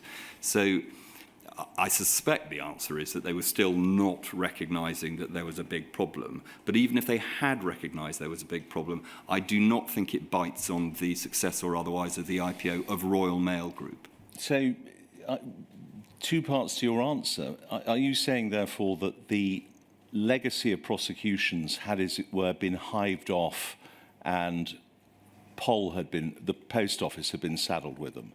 In other words, RMG's historic liability for prosecutions had been hived off and left with the Post Office? I think I was not involved in the drafting of the prospectus. I had left the organisation by that point. But I think it is very difficult to believe that in a flotation of that magnitude and of that profile, which was very, very high profile indeed, as we will all remember, that the legal advice, and I'm fairly certain it was Slaughter and Ray, would have recommended anything other than leaving reference to the prosecutions in there if there was a potential liability. It must have been moved across to Paul by then. So that's your supposition? That is my supposition, but I have done a lot of IPOs in my life, and I know what it is like to write a prospectus of this type. And I've not heard any evidence to suggest so far that it should have been in the prospectus. If your supposition is incorrect, and let's just go on this angle, are you saying that, and it is to an extent a thought experiment, but let us suppose between March and the actual flotation, which I think was October? I think you may be right. Yeah. Let us suppose that something exploded. That surely, I mean, it hadn't been priced in. That surely would have dampened market confidence.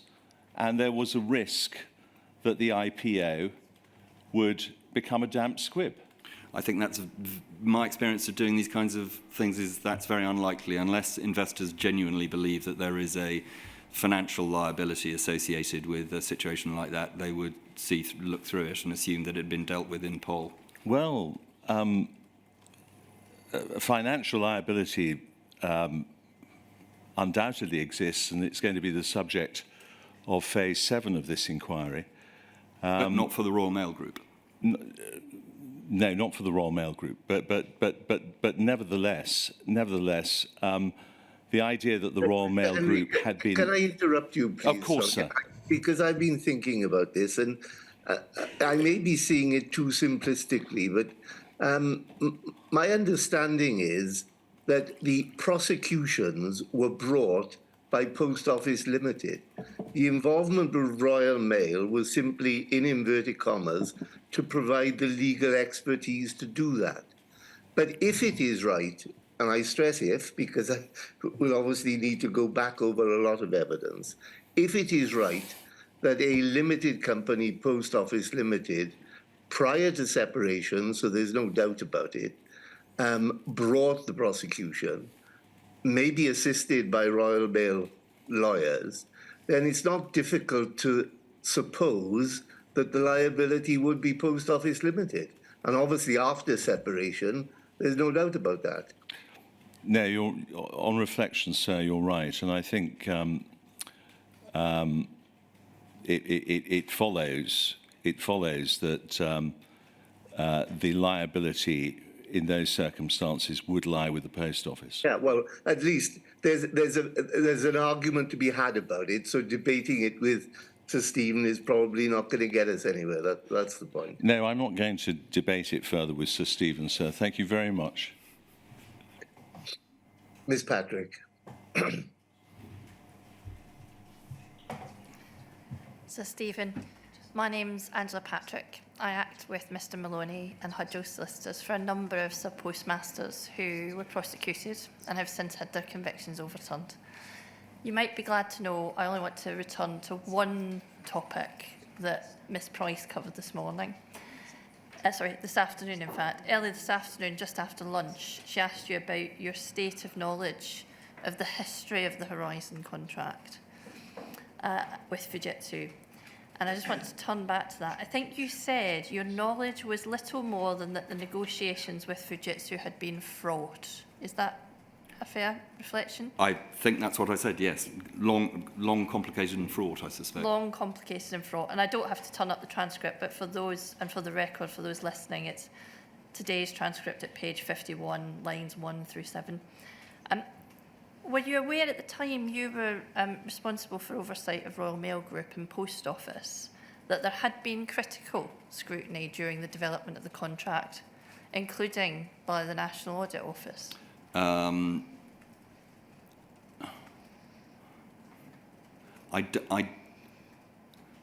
I genuinely don't recall. It would not have been. It would not have surprised me that the National Audit Office would have looked at a contract like that. That's exactly the kinds of thing that it does. But I don't recall it.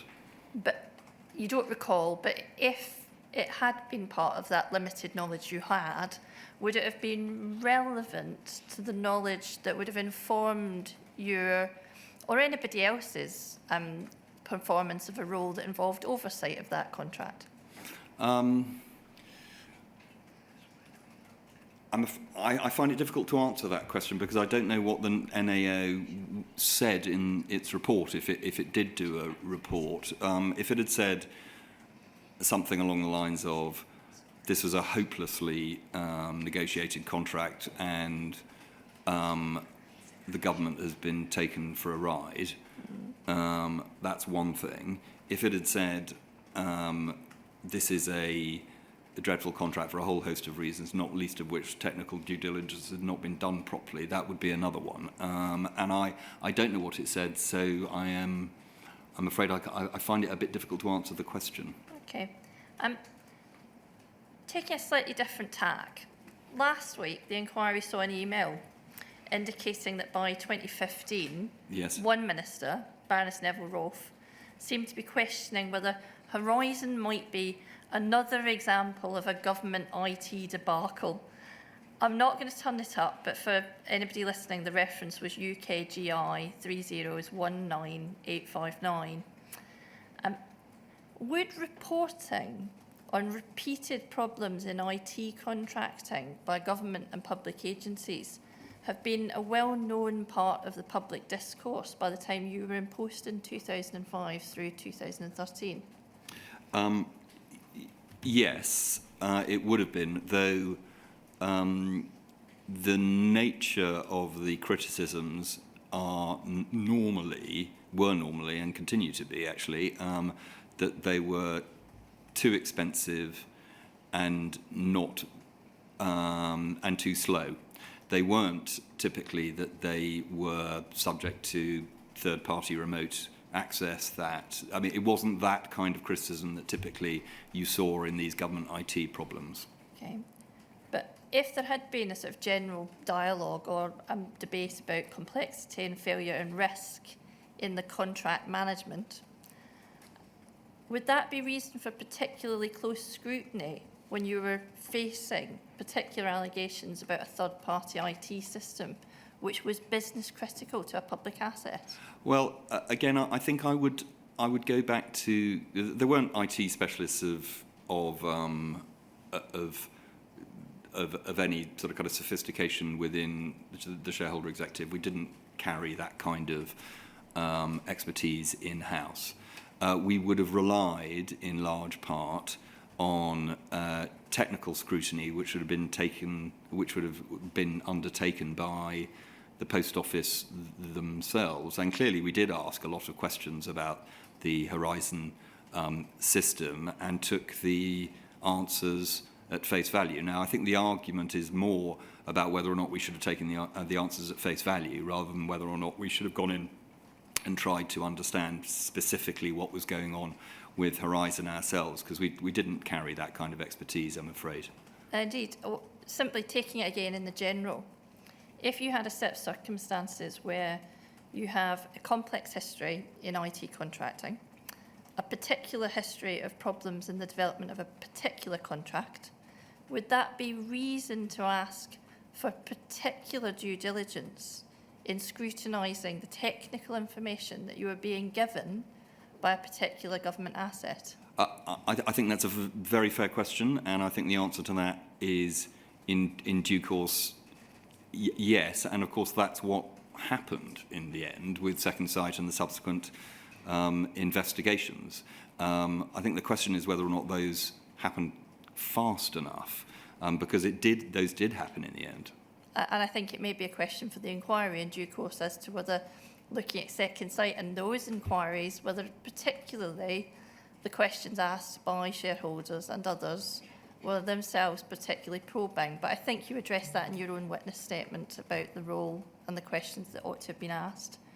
But looking at Horizon, there had been a difficult history.